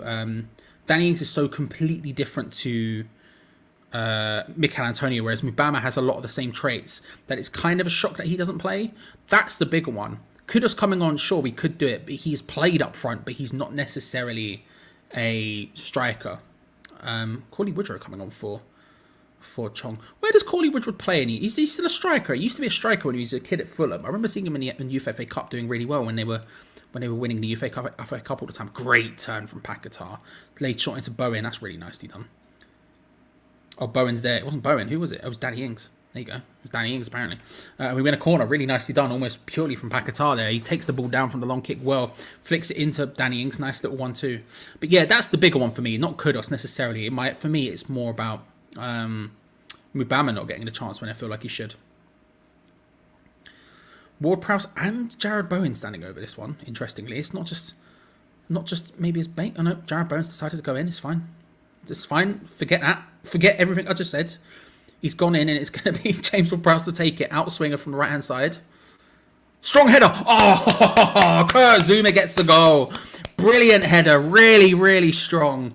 Rises up, nods it well, posting in. Kurt Zouma gets the goal. 2-0 West Ham. Ladies and gentlemen, the game is done. Ladies and gentlemen, the game is done. Luton Town could have potentially got one, but there was no way they were getting two. Come on. Big ball in from James Ward-Prowse. Whips it in. Outswinger. He's been great from corners all day. It's just no one has been getting onto the end of them. And the first time someone does, we get a goal. It's Kurt Zouma on the end of the corner train. Finds a bit of space. No one covering him. No one marking him whatsoever. Jumps up completely free. Bang. Heads it down towards the floor. Posting in. Big Zoo gets the goal. It's West Ham United 2. It's Luton Town 0. We maintain our record. We are staying top of the league, ladies and gentlemen. Come on, let's absolutely go. In a bit of an iffy game, where it's not been as comfortable as a lot of people would have predicted before it, we're getting the dub. It's 2-0. It's 2-0. I'm here for it. It's the Alvarez infusion, you know. He's inspiring us to victory. I'm here for backing it. I'm here for backing it. Yes, Joan. Yes, Joan. At that man. Love to see it. Love to see it. Come on. Come on. Oh, in towards. Oh, that's a strong challenge from Alvarez there. Okay, goal kick. Thank Christ. Thank Christ. That was where he was pointing there, and I couldn't tell where he was. So the commentator said goal kick. It was Pelly, Ruddock, and Panzu. Oh, good tackle from Edson Alvarez. Gets in, solid. I said it when we signed him. Whenever I watched him play at Ajax, I was like every single game. I saw him a handful of times, but every single game there was just a big sliding challenge in there somewhere from him, and we see it there. It comes in, stress. Not the time you want to be doing a big sliding challenge, but he gets in and he stops Pelly rather instantaneously. Love to see it. Good work. You can hear the crowd. Are you watching Declan Rice? Come on. Come on. Ah! Madman, you're here now. Have I missed it? Do you know what it is? Yeah, there we go. There we go. It was only just there. Do you know what it is? I think it's because of the pictures. The colours of the picture don't like. Because you won't know this, right? But the back end of where I do the watch-alongs, right? The chat looks different to how it looks on YouTube. So the boxes on which each individual chat is grey. And then because the colours in your profile picture are predominantly grey, I reckon my brain just skips over it. I think that's what it is. That's the excuse I'm using. Madman, I apologise, but great to see you as per usual. I tell you what, I thought we were going to... Was there a traditional one as well? Have I missed it? Did I just celebrate and...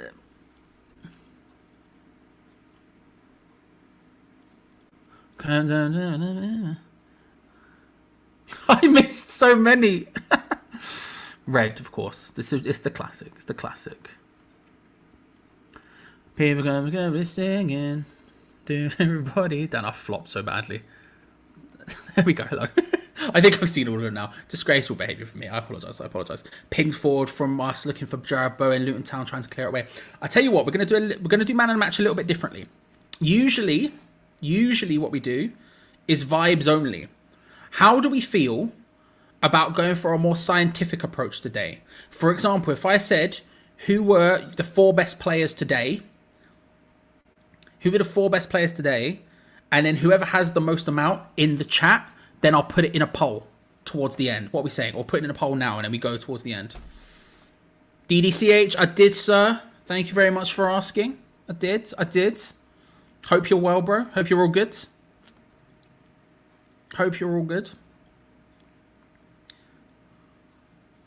Jared Bowen trying to cut his way on the inside doesn't quite happen.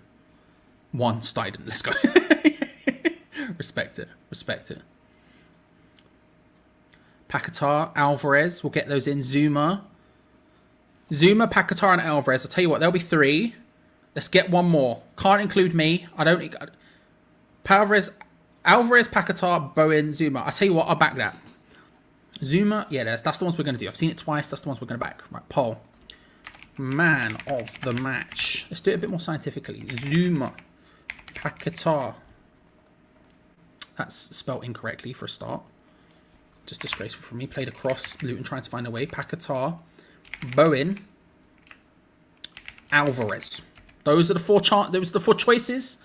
And then once we finish the game here, science will be our god today. Usually it's vibes. Usually we're a vibes-based economy, but today we're going for science. I'm seeing also a lot of people just screaming the word kudos. Is he actually coming on? I know I'm behind now. Is he actually coming on? If so, scenes. They're passing it around at the moment, Luton.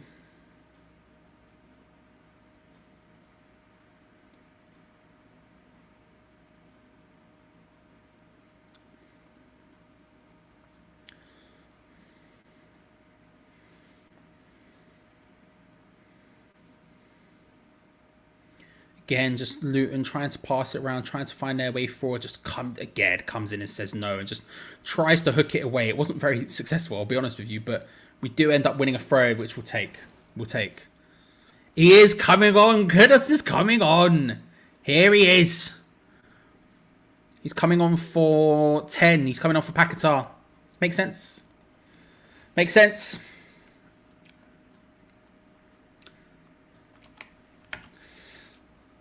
Lucas Paquetá, who I think's had a brilliant game, to be honest with you. I think he's been brilliant. Is coming off and on for his debut. Mohamed Kudus. Mohamed Kudus makes his way onto the pitch for the first time. Let's go.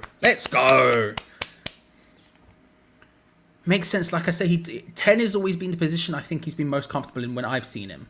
I've seen him play 10. I've seen him play on the right. And out of the 2, I would have picked him out as 10. So it makes sense. Probably Cornet's probably sat there thinking this is the time I would usually come on, which wouldn't be ideal, you know what I mean? He usually comes on with this long to go. So he's probably thinking, what am I doing here? But still, you know, we'll see.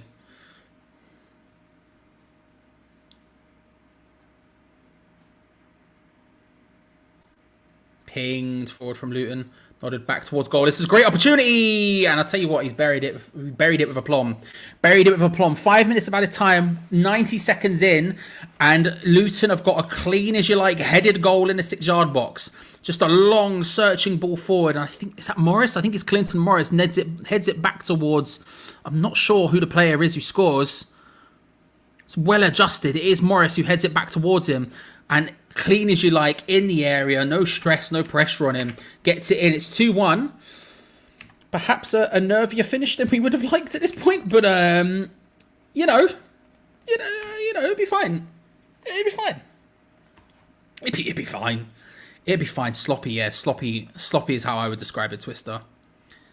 Sloppy is how I would describe it. Big ping over the top, and then just Morris drags off, peels off to the side. Nods it back towards the centre. I'm not sure who the guy's name is who scored, but an easy one. An annoyingly easy one. Played forward now from West Ham from the throw. Can't get any further forward. Hooked away. Kudos' first touch almost got Jared Bowen offside there. Doesn't quite work out for him. Does, in fact, get called offside very late there, but still.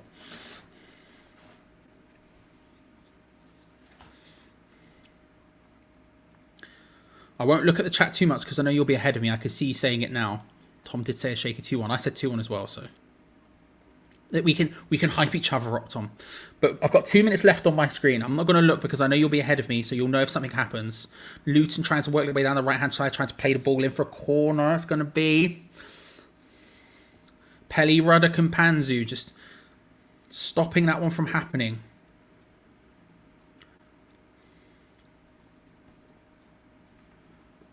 WHUFC is going to be the one to take it from the right-hand side, outswinger. Then number 5, who scored previously, is going to try and get in there again. It is towards him, rises up, he can't make it. I think it's Anderson. It's hooked away from Kudus. Just clears it, just hooks it. No stress. Lots of stress, if we're being honest about it. Then big boot back towards goal from Kaminsky. There is apparently a VAR call going on. I suspect on whether it was a handball or not. Just some physical play there from Reesberg does well just to stop Pablo Fornals from getting in there. They're trying to work their way in towards it there. Luton can't quite make it work. Danny Ings just lays it back short a little bit awkwardly. Soufal punts it forward. Pablo Fornals chasing that one aimlessly. Can't quite get there. James Ward-Prowse, love that from him. Love that header forward. Pablo Fornals battling for it. Wins it. Good work. Into Danny Ings. Let's just keep this one now. Pablo Fornals trying to get involved. VAR checked. No handball. Tries to fire it back across goal. We take a throw in. Come on. Throw in with 35 seconds to go. I mean, the ball hits James Ward-Prowse as clear as day. It hits his arm, but I think the argument is he doesn't expect it to come anywhere near him. There's two people rising up for it. James Ward-Prowse, he's underneath it. I mean, the argument is that he had literally no idea it was going to hit him, I guess. It's a controversial call, and I think it'll be one that will be brought up time and time again because you can certainly see that being given. 100% you could see that being given, but it doesn't, and Luton Town now have a goal kick. Time is up. Goal kick to happen. This will be the last chance they get, even if it's not going to be happening. Big ball forward. They continue to play. The referee doesn't blow the whistle yet. Luton Town on the ball down the right-hand side.